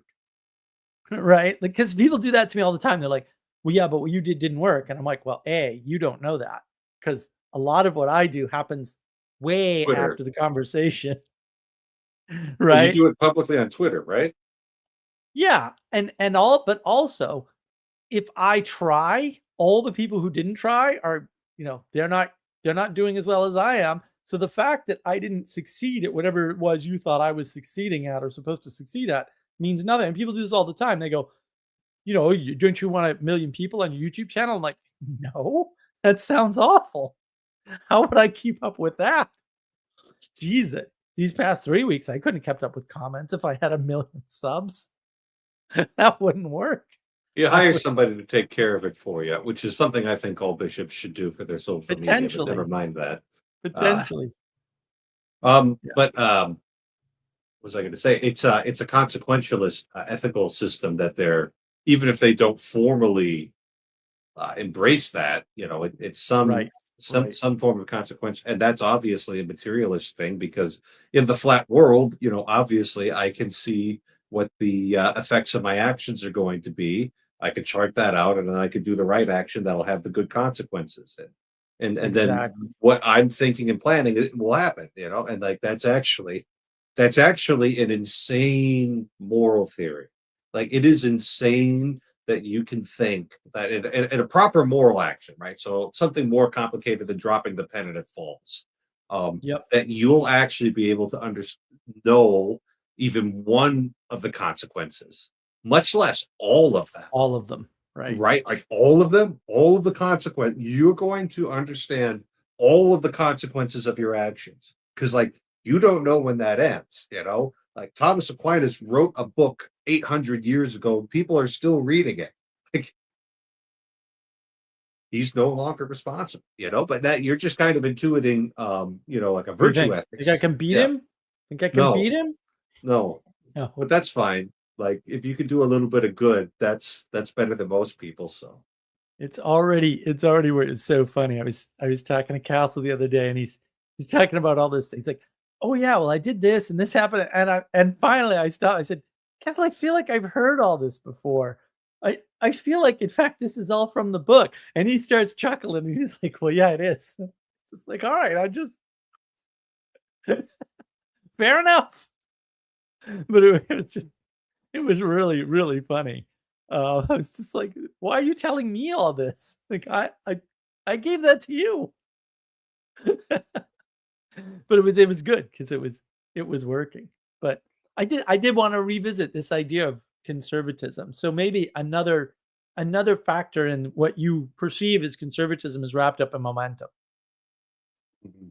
right? Because most of the things you do are just mimicked momentum, right? So your father had a set of things that he did when he was whatever age, right? And then when you're that age, you're gonna more and more follow those more closely, just automatically, unless you're rebelling, which takes way more energy, not recommended. Um, but that was handed down. So like even if he did it first, for you it's momentum. And then you're just playing that out. And that takes a long time to dissipate unless you're rebelling against it, in which case it doesn't dissipate, it just gets disrupted, which is way worse. Um, Mhm. and so I think when you combine momentum and the fact that patterns are real, right? You're following some kind of pattern, and this idea of the flat world, I think that sort of explains the confusion with conservatism because they think that people are doing the same thing over and over again. That's conservatism. That's not your that's why the question, what are you conserving, is sounds like a better question than it is. What are you conserving? I'm not conserving anything, bro. Momentum, I'm mimicking. apparently. Right. Conservation momentum. Bong fade. Sometimes I want to know my impact on the world and I feel more connected to humanity. My No, no, no, contribution is no. Anime profile picture. Come on. yeah, well, Should there have is rules that. here. There is that. The opportunity to know these impacts is important to me. Yeah, but you can't know That them. So so every once in a while you do get to see it, and that should be an opportunity you for gratitude that you can you see like me, some impacts, right? but like all of it? No, you're not gonna know all No, of you it. can't. You can't even see a tiny sliver of your impacts. Like you have no idea. Yeah, like when I backhanded people when I was younger, and 10 years later they got back to me and said, "Hey, no, that was really helpful. I appreciate you doing that." I didn't see that. I was gonna do it anyway because they were annoying me, and that was still the right thing to do, and I knew it was the right thing to do.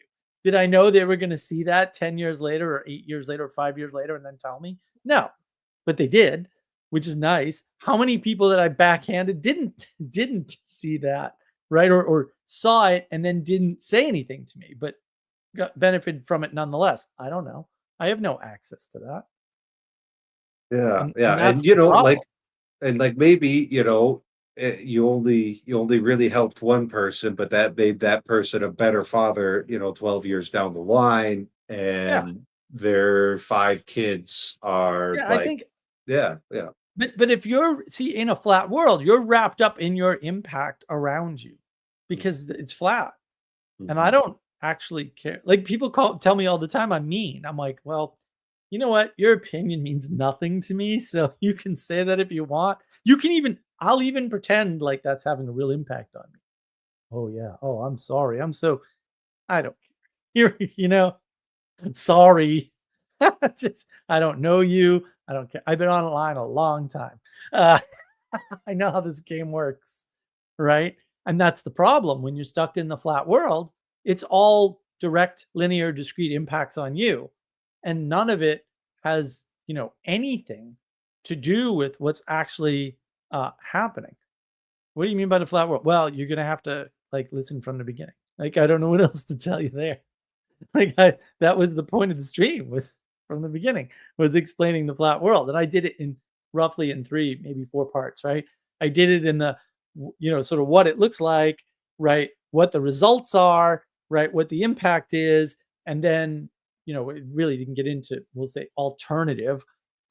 The alternative is to not be in the flat world, to engage poetically, and that'll be wrapped up in both the board game and the book. It's gonna be fun to do the board game. I gotta hop on that. Man, you guys are really, really getting the merch machine going here. Like that's I where the hope money's so. at. That's how I had George to Lucas made his billions. upgrade the Shopify today, so I'm real salty about that. Sally Joe Cooper. Hilarious. They think Mark is mean. I know Sally's still the meanest of us all, which just I, cracks me up. I could tell you weren't mean. I'm mean to them because they're living in a flat world, and I flatten them in their flat world because what choice do I have? Like, giants trot on ants all the time. Don't be an ant. I don't. It's not that hard actually, but hey, if you insist, if you're stuck on, we'll say, the immediate results of Well, whatever thing you're doing in the moment, then yeah, you're stuck in that video game flat world reality for sure. and if you're in the flat world, then any sort of opposition can only be explained by you being mean. That's right. Exactly. Yeah. Versus there Exactly. being like a higher value that would, you know, give a good reason for opposing somebody. Justify or redeem the act that seemed bad. Mm, right. And when you don't have that, you get the Protestant version of redemption, which is excuses why that person's not responsible for their actions. That's another sign of I flat thought world that thinking. was psychology. What the heck? Psychology, no, psychology doesn't do that.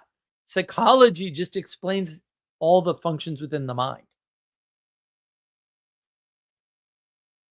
Okay. It might ascribe them to But external like events, but it's almost always other people. it's sort of like all of those Disney remakes revolving around the villain.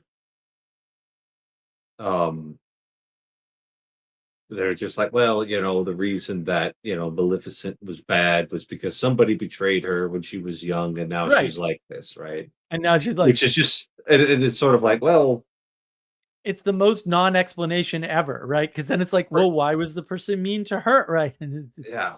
it Well, and it's never also ends. like it's a fairy tale. Fong fate. It feels like you despise nuance. I don't I don't know what you think nuance means, but you've got that exactly backwards somehow. Amazing. There's no nuance in the flat world. That's why everybody keeps asking for nuance. Like when people run into a problem in the flat world thinking, they go, "Oh no, this lacks nuance." And I'm like, "Well, yeah, because you're stuck in the flat Which is world." usually just asking for more data, I think. Well, it to them it's asking for more data, but it lacks nuance. Bong fade is in you tend to avoid deeper thinking regarding day-to-day life. What I don't even know what that means, Look, but look, we could have seen this coming based on the anime profile oh, picture. that's true. Yeah, talk Yeah, about video game reality. Um, and that's the problem, right? When you're stuck in the flat world, when you lack the ability to understand, we'll say deep and meaningful conversations, then everything looks like an attack, right? Technically it is. It's an attack on the flat world fantasy that you're trying to maintain. And who was I? Oh, I was talking to RJ about this. I was like, RJ, you gotta watch because Japan got brought up, and I'm like, well, yeah, Japan. It was Grok. The Grok thing is real popular in Japan. They've got these anime characters now in the Grok oh, AI, the oh, great, companions. Right. great. But he's like, oh, they're Still, really big in still, Japan. still trying to create the holodeck. They're still trying to create the holodeck here. They haven't stopped that. Right. And I was like, well, of course they're big in Japan. That's always been big in Japan because they've already gone through the meaning crisis. If you want to see the end of the meaning crisis, just look at Japan and the suicide rate and all that nonsense, right? And then I said, you have to watch Ghost in the Shell from I think it's 97, the original, right? And I had never watched it until Jesse made me. And then I was like, oh my goodness. Japan went or like hit the meaning crisis and like this is what it looks like. How did I not see that? I was so angry. I was like, how did I not see? Because everybody told me about Ghost in the Shell. Everybody told me how amazing it was. But it was just too, yeah. I'm not a big like Akira was really good, right? I like the mech stuff. I like Star Blazers, but also most of the other stuff is garbage, except Ghost in the Shell. But I think if I had watched Ghost in the Shell, in 97, it wouldn't have had that impact. I mean, it really, Right. I like for all I go after Vervaeke. Like Vervaeke's framework and the framework that we derived from that has been really powerful for understanding all this stuff. Mhm. Right, like really powerful. And that's the thing. And talk about not understanding or not being able to see your impact. Like that whole adventure. Like man, when we got thrown off the so a lot of people don't realize this. When we got thrown off the Awakened from Meaning Crisis server, John Vervaeke never visited that server again. And neither did anyone else.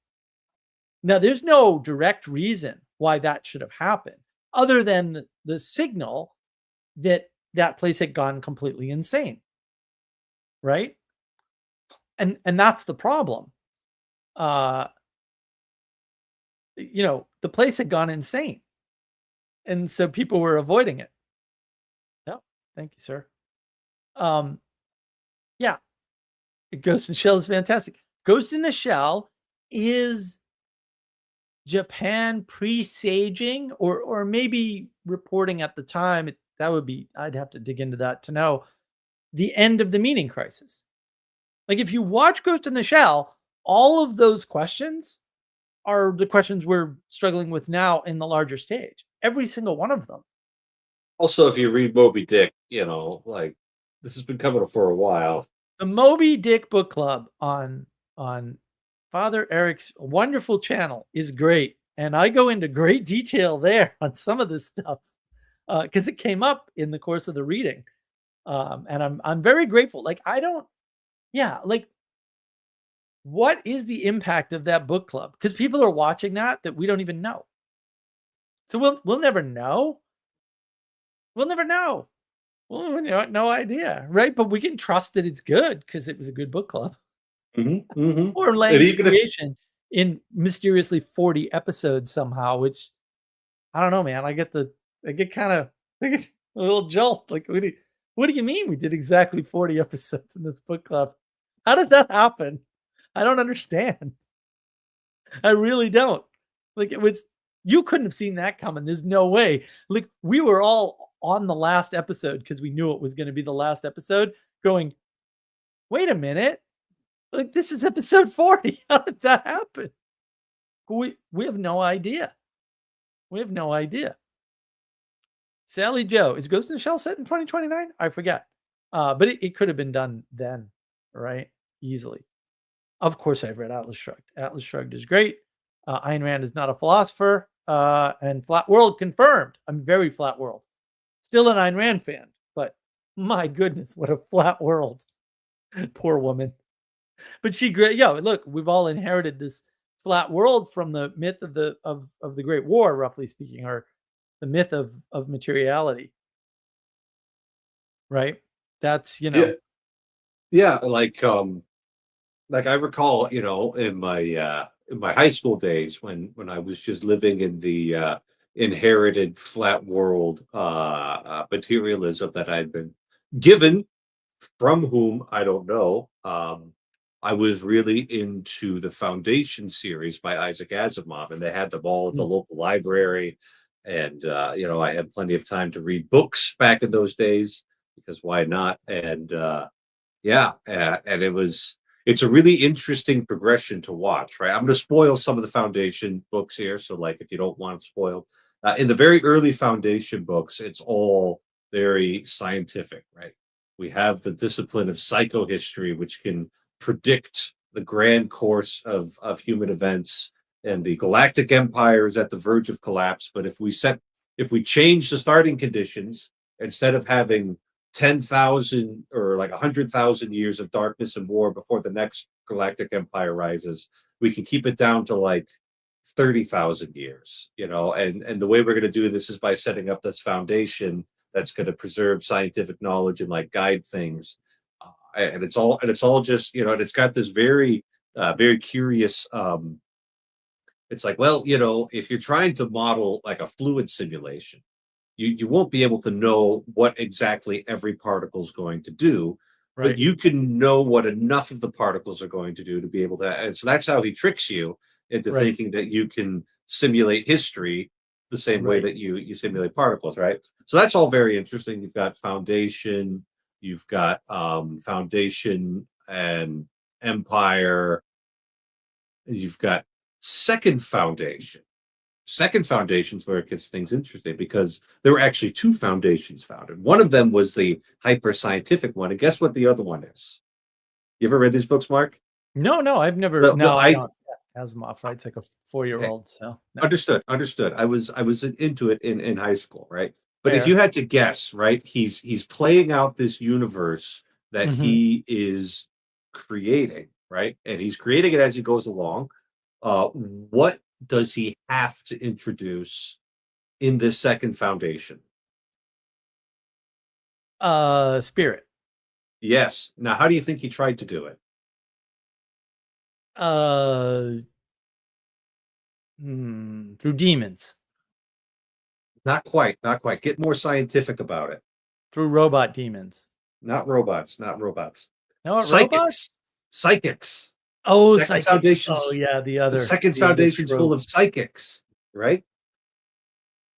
And it's like obviously he had to do that, right? Because like this first foundation, like that doesn't work. That couldn't possibly work. Right, So right. so like the second foundation is the one that like keeps the universe on the plan with its psychic powers, but in the shadows and in the background where you can't see it, you know. It's just fascinating to look at these things now that I've got a little bit more hopefully a little more wisdom. I think so. Hopefully. Well, more language. I mean, it's so hard, right? Because some of the points that they make about language are correct. It's just because they don't know how language works at all. They don't understand language as one of many forms of communication, the worst one, no less. Like they don't understand that. They they make these correct statements, but they're actually incorrect about how it works. That's the problem, right? That's actually the problem. Thank you, RJ. By the way, that was helpful because I can't do that and this. I tried. I failed. Discord used to be easier to use. I used to know how to do that. I don't know how to do that. I change everything all the time. Stupid Discord. Um, yeah, I think that in the flat world, there's no momentum because there's no time. And that messes up causality. And I think that's why they ditch final cause and add the three causes together into a single scientific cause. You can't possibly have final cause in the flat world because it doesn't exist. Yeah, there's no Not in the time. present. Not in the present, right? It's When you something get that might exist in the future.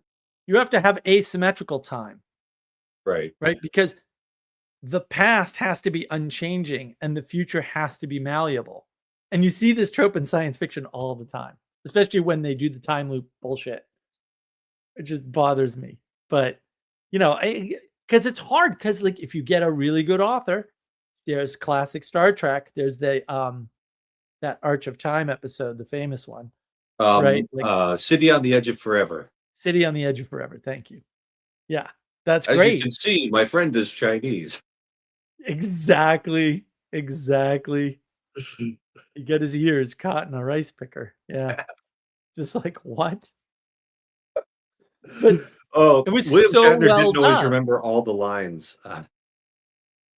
See, I can't do quotes that well. Sometimes I can, but generally I can't do because I compress all the information that comes into my head and throw it into pattern world and then go, oh, that's how that works.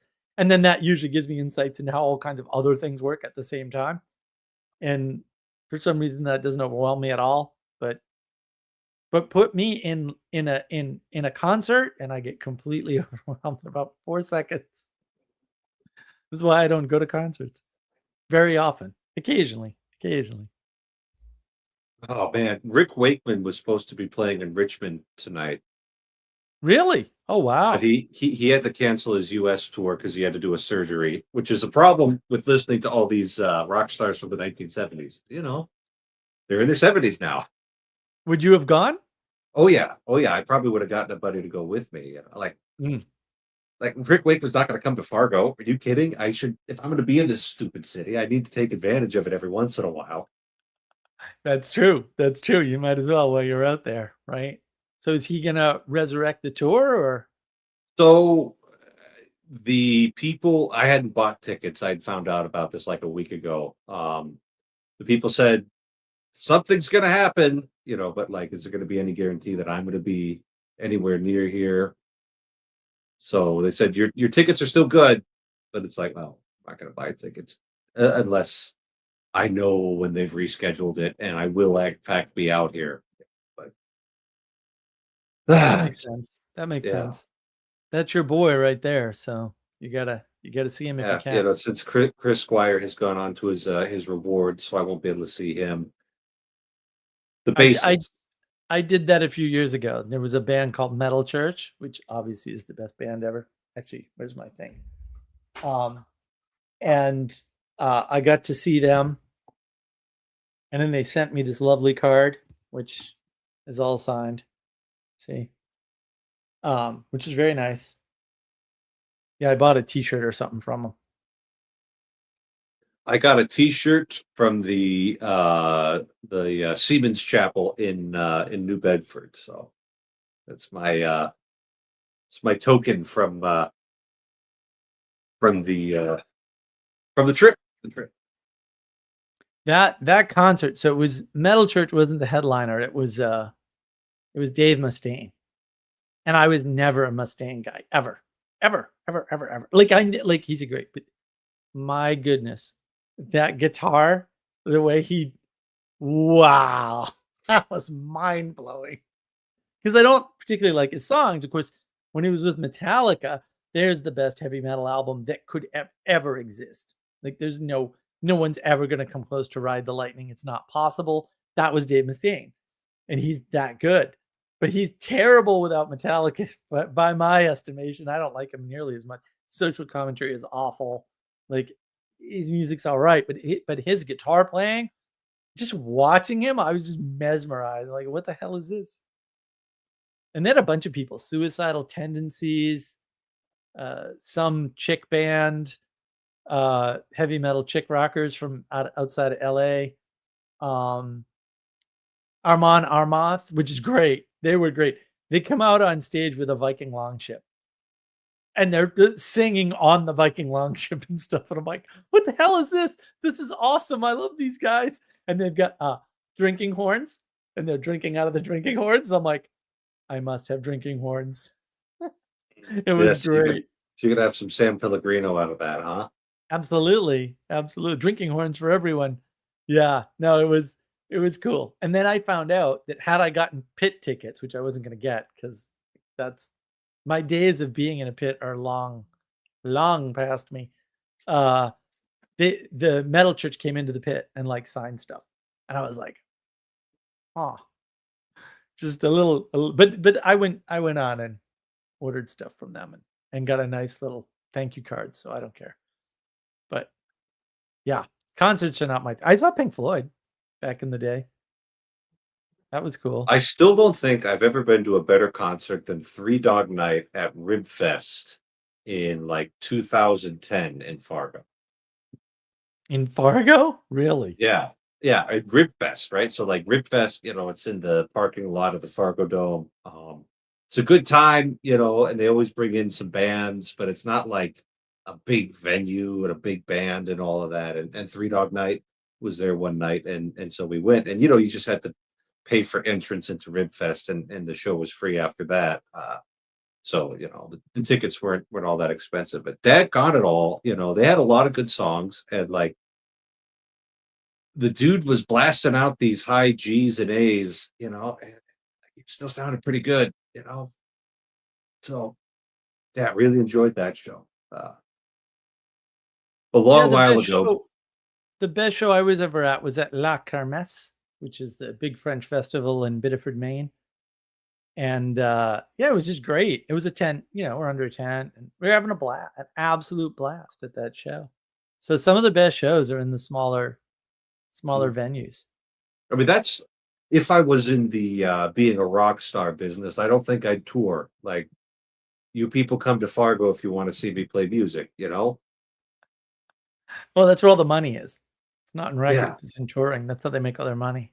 yeah. So that idea is free for anybody who wants it. I haven't copyrighted it. You could say, I heard Father Eric say this and it made sense. I will only, and then we can put Fargo on the map, right? Like really put Fargo on the map. There was a whole movie. What more map Yeah, do you need? yeah. The movie was filmed in Canada, and most of it was set in Brainerd, Minnesota. Yeah, but to be fair, there's no difference between Fargo, Canada, and Brainerd, Minnesota. I mean, it's all the same actual I place. want to make a difference. I would like Fargo to be a place before I die. If that's the difference I could make. It's not really a place, right? It's a legal and administrative organizational area. I heard it has a beautiful new church. It's got a few of them, and that's certainly going to help, right? That's actually here's a little preview of my homily this weekend. It's the first reading is Abraham giving hospitality to the three strangers, and then the gospel reading is uh, Martha and Mary hosting Jesus. And I'm going to talk about like hospitality as a way to, I'm not going to put it in these terms, right? But like hospitality as a way to combat domicide. And Mm, yeah. the the person you need to offer your hospitality to first is I don't know. Jesus, obviously. Who's that? I don't think I've met him. Oh, okay. See, now that's a Don't that's a worry. funny Protestant joke. Don't worry, Sally. It'll all stay East River. Don't worry about it. Yeah, don't worry, Sally. It'll be fine. It'll be fine. Now, have you actually, since you brought up Foundation, have you actually watched the series? Because No, I apparently haven't. I there's hardly a watch any series. TV. That's why I was talking about Superman all on Monday, because like I had actually gone and watched a movie. That hardly ever happens anymore. Sally Joe Awful, just go see your mom. Yeah. Vantike, what kind of help are you looking for with the wisdom game? It seems interesting. All kinds I need somebody to check the mechanics. Come on the Discord server and check the game mechanics. The document's up there. It's just I had to have AI do a big chunk of it because reasons. Um, but if the game will work, it will be unbelievable. Like when I realized what I had done, I was like, wait a minute, this works way better than I could have planned. So yeah, the AI helped with a lot of the stuff, but I can't trust the AI, and I'm not a good enough game mechanics person to. I get too much other things to do anyway. Like I gotta fix this damn code, otherwise I'm gonna go nuts. Because I'm almost there. I'm almost there, damn it. And if I'm I don't there, that solves a know. lot of problems. So I don't know any board game people. It's weird. Like we most got a anything, couple. We yeah, yeah. Like we've got a most couple. I anything, I gotta. know I somebody who's good at it. Well, I was surprised that Eamon, because we met Eamon at Symbolic World. I was surprised he hasn't gotten back to us, but he might not be on Discord. He's on Bridges of Meaning a lot, but he also works his tail off at a dead end job. So Might be there another Eamon. There's two of them. Oh, okay, There's okay, okay. Catherine's, and then there's this other one that we Yeah, met. at the Symbolic World. Yeah, yeah. Yeah, yeah. Oh, okay. Yeah. No, he just I reached out to him because he offered help, at Symbolic World, and I was like, aha. But now I got the game, like I got the cooperative aspect of it done, and it looks right to me. So yeah, it's yeah. I think when I added the little tweak about the cards, having multiple cards, I think that fixed the game mechanics completely. Fixed the one thing that I knew about anyway. I was like, oh no, that's not going to work because it. Just remember, you can never create a game that's so perfect it can't be cheesed. Oh, that I don't care about because it's a co-op. Have you ever played Castle Panic? The game Castle Panic? No, I have played Pandemic, which No, no, was no. a You got to play cooperative Castle game. Panic. Castle Panic is great because it's not competitive. It's cooperative. So is Pandemic, right? The monsters are a function of purely of game mechanics. And Just so, like the spread of the disease and pandemic, right? yeah. So There's multiple games in that genre running that formula. That's all that I'm saying. I hope so. I hope so. I know we Um, all have bad memories about pandemics, right? But like this game came out before any of that. So I'm not a super big new gamer. I like Catan. I like Feudal. If you've never played Feudal, that was number one game in the '80s at one point. I have that. That's a great game. Uh, I like Carcassonne. I like what else do I like Munchkin. Munchkin's fun. That's a fun little game. I like Pinochle. Pinochle. I don't even think I know how to play Pinochle. I used to play Yeah. Hearts, but I've forgotten how to play Hearts. I like poker. I've never played poker for any kind of money and lost once. I don't know why. Because I'm not that good at poker, right? But for some reason, if money's on the line, I just start winning. I'm like, oh, all right, I guess. Never Must be your walk guardian away. Yeah, yeah. It's nice if you can get a cooperative game that doesn't require it, a DM or whatever, right? Doesn't that's ultimately what you want. So, yeah, I miss that. So I used to drive to Athens because my buddy was in Athens. They moved down here a couple years before I did. And we used to play at one of the game shops in Athens, Georgia. And that was fun. And I'd be over there for the weekend because it's 3 hours each way. But they moved up to Maine, which I don't know. Maine's too far north, man. Yeah, especially when you're getting old, you don't want to live in Maine. Come on. It's even farther north than I am. And like I should be far enough north for anybody. Yeah, but you're also in the land of the wackadoo weather. That's yeah. Those temperature swings are nuts in that region of the country. Completely crazy. Well, it's like it gets so dark in the winter. You go farther north, it gets even darker. Like I know these things. It's Yeah, not yeah. natural. No, it's Oh, darkness, not my old natural. friend. I'll see you soon at 5 p.m. Nice. Speaking of darkness, Uh-oh. Are you yeah, did we I'm failing. resolve all of your issues from Monday that we didn't get Yeah, it to was talk simpler about? than I was trying to make it. But the simple things you see are all complicated, so that's fine. No, that's good. I know we got waylaid by Jim's unrepentant anger. Poor Oh, guy. he was a little repentant at the end. At the end, yeah. Well, yeah. It got fixed eventually, but it was disturbing to watch. You handled it well as always, sir.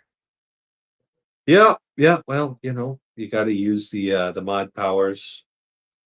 I remember so before I sign off. I just remember one time watching Jacob on a stream. He had like 6 other people on there, and he just started shouting, "Shut up! Shut up! Shut up!" And I put in the chat like, "Jacob, just kick him out." And then he just went and kicked him out. It was so much better. Yeah. Yeah. That's how you do it. You have the power, use the power. Be asymmetrical. All right, I'm gonna asymmetrically go to bed. Good Good night. night, Father. Thank you for joining. My pleasure. Look at that. I could have kicked him out. Sally Joe insists 8:30 sunsets in the summer. Moderately repentant anger. No, it wasn't repentant at the time. It there was repentance in the end. That was good. But yeah, at the time. Oh, well, that's good. I mean, we get to resolve Father Eric's Monday live stream because I was actually like rather enjoying that conversation until it got way late. So I'm glad we get to settle it here. I'm gonna put together the I got all the research done on the hierarchy video. I'm gonna put that together. I got to do a little more. I think not necessarily research, but I got to do a little more thinking, and then I'll get the hierarchy video out. And I thought I'd have it out this week or have it done this week. So who knows?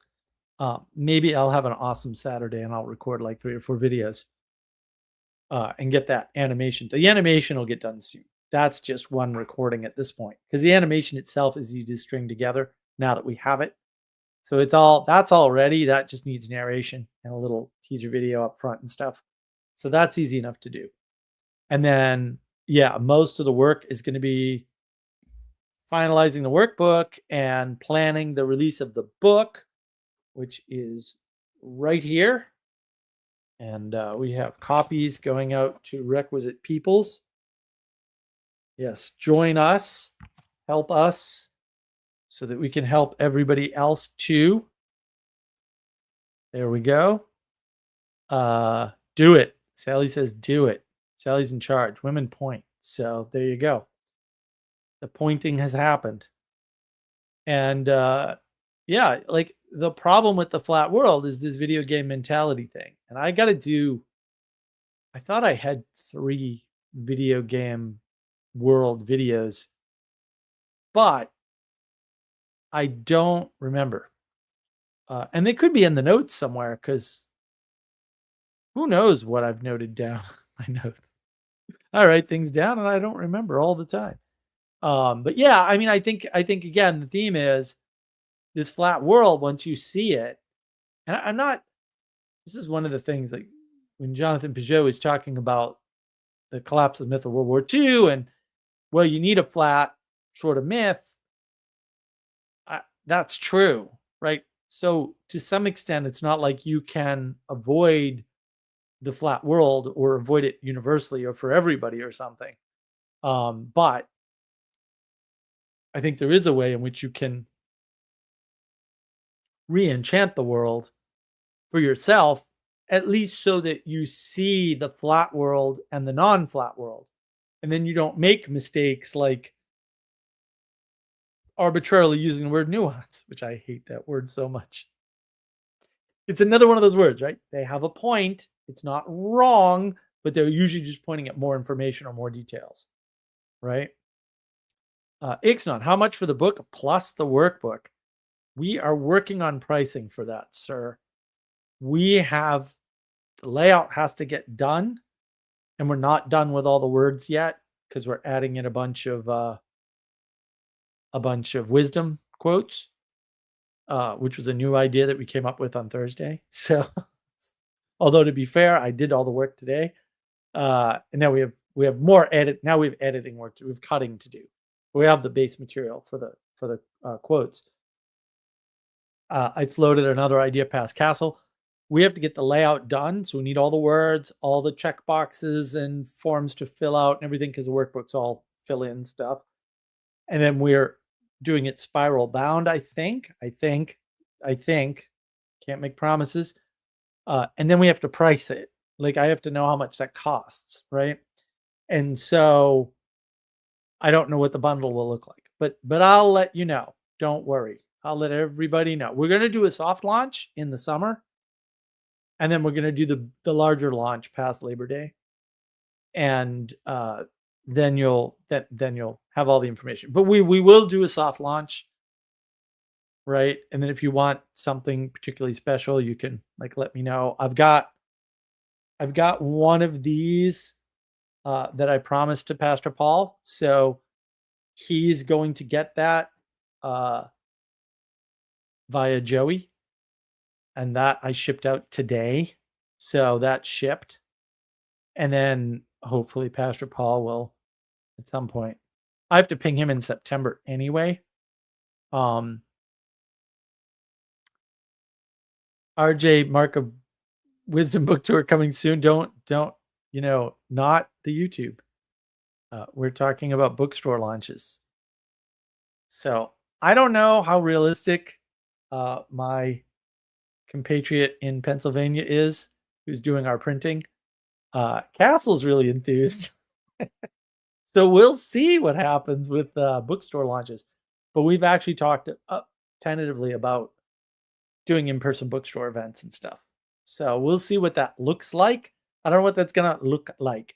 And some of that just depends on what happens this month, although we're running out of month and I'm getting a little annoyed about that. But I have 3 other projects going on that need to get done. And if at least one of them gets done, then this book tour idea is back on the table. Right now, it's not something I think I can deal with But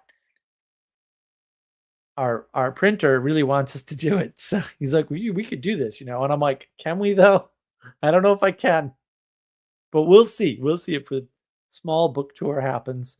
Because I could drive up Pennsylvania or up to Boston or whatever, where I know people, right? I could do something down here, right? It could be an East Coast book tour. That's possible. We'll see what happens. There's a lot going on. And we're in the planning stages. We're going to plan for the rest of this month and most of the next month, right? And then the launch will be sometime after Labor Day, probably a week after, something like that, something along those lines. And we'll see what we can do. And there will be two ways to buy it, right? You can buy just the book, you can buy the book and the workbook. And I'm encouraging people actually to buy, it's not obviously, you can judge for yourself, but I'm encouraging people to buy the book first and then read it and, make sure that like this is something you want to do.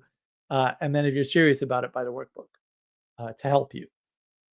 That's the plan. Plans are going to change because we're still in planning mode. The Shopify site is probably the pre-orders for the book are probably going up on Shopify this month. Now, I don't know that we can do the pre-orders for the bundles because the workbook's not done and we still need, layout has to get done and then pricing has to get done. But they may put it, because this is out of my hands at some point. I can't do all this. So they may put it up tentatively and then say like coming soon sort of thing. We'll see. That planning is ongoing. So that's what's going on. Hopefully I can get the hierarchy video out. I'll get the perspective video. The animation it's been done for a while. I just had to get some last bits. Fortunately, Claude Desktop integrates with Canva and and it works. So I had it do a bunch of work for me, which I didn't know how to do.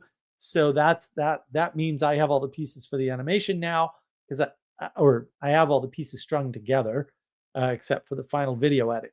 So I'm going to do the video with the voiceover and the animation will be released. That is going to happen. That I may get that done this weekend, hopefully.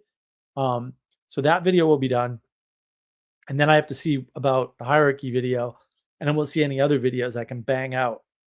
And hopefully this will all fit together or start to fit together in a way for people. And then what's probably going to happen after that with the book and all that is I'm probably going to go back to practices on the Discord server. That's probably what we're going to do. I also have to get the 12 Rules for Life book club going, and I have been too sick to finish that up. But I might do that announcement too, like tomorrow or something. We'll see how I feel and what's going on. There's just so much going on now because I've been sick. So we're behind and we have to catch up. And about the only thing I got done was I got the windshield put on the car. So I no longer drive around my convertible with a broken windshield, which is very handy. So look, that's what's going on. I hope you guys like it. It will be, things will be moving here and hopefully improving to some extent. And I want you all to remember and keep in mind that the world needs you to be better. And that's what makes the world better. And that's it. It's not a mystical equation. You don't need to solve geopolitics or like broker peace in the Middle East. You just need to be better. And because you're part of the world, that makes the world better. And that's actually enough. And if enough people do that, exponential improvement happens. But we don't need exponential improvement, right? We'll settle for incremental improvement. Thank you very much, right? Let's think small and let's act with the things we have the most control over, which are you and the things closest to you. You have the most control over, and pay more attention to those than anything else. In fact, don't pay any attention to the Middle East because you can't do anything about it. Don't pay any attention to Epstein because A, he's dead, and B, the legal system's not going to deal with that anyway, right? Don't pay any attention to whose property the earth is. because you can just be better, and that'll make the world better. Should be fine for next week's stream. I don't know what the topic's going to be. If you have suggestions, you can leave them on the Discord server. You can comment on this video, whatever. And I like this. RJ, better is better than worse, kids. Exactly. And yeah, help who you can. Help yourself first, because if you're not strong, you can't help make others strong. But help who you can, and have a great week. I'll see you all next week.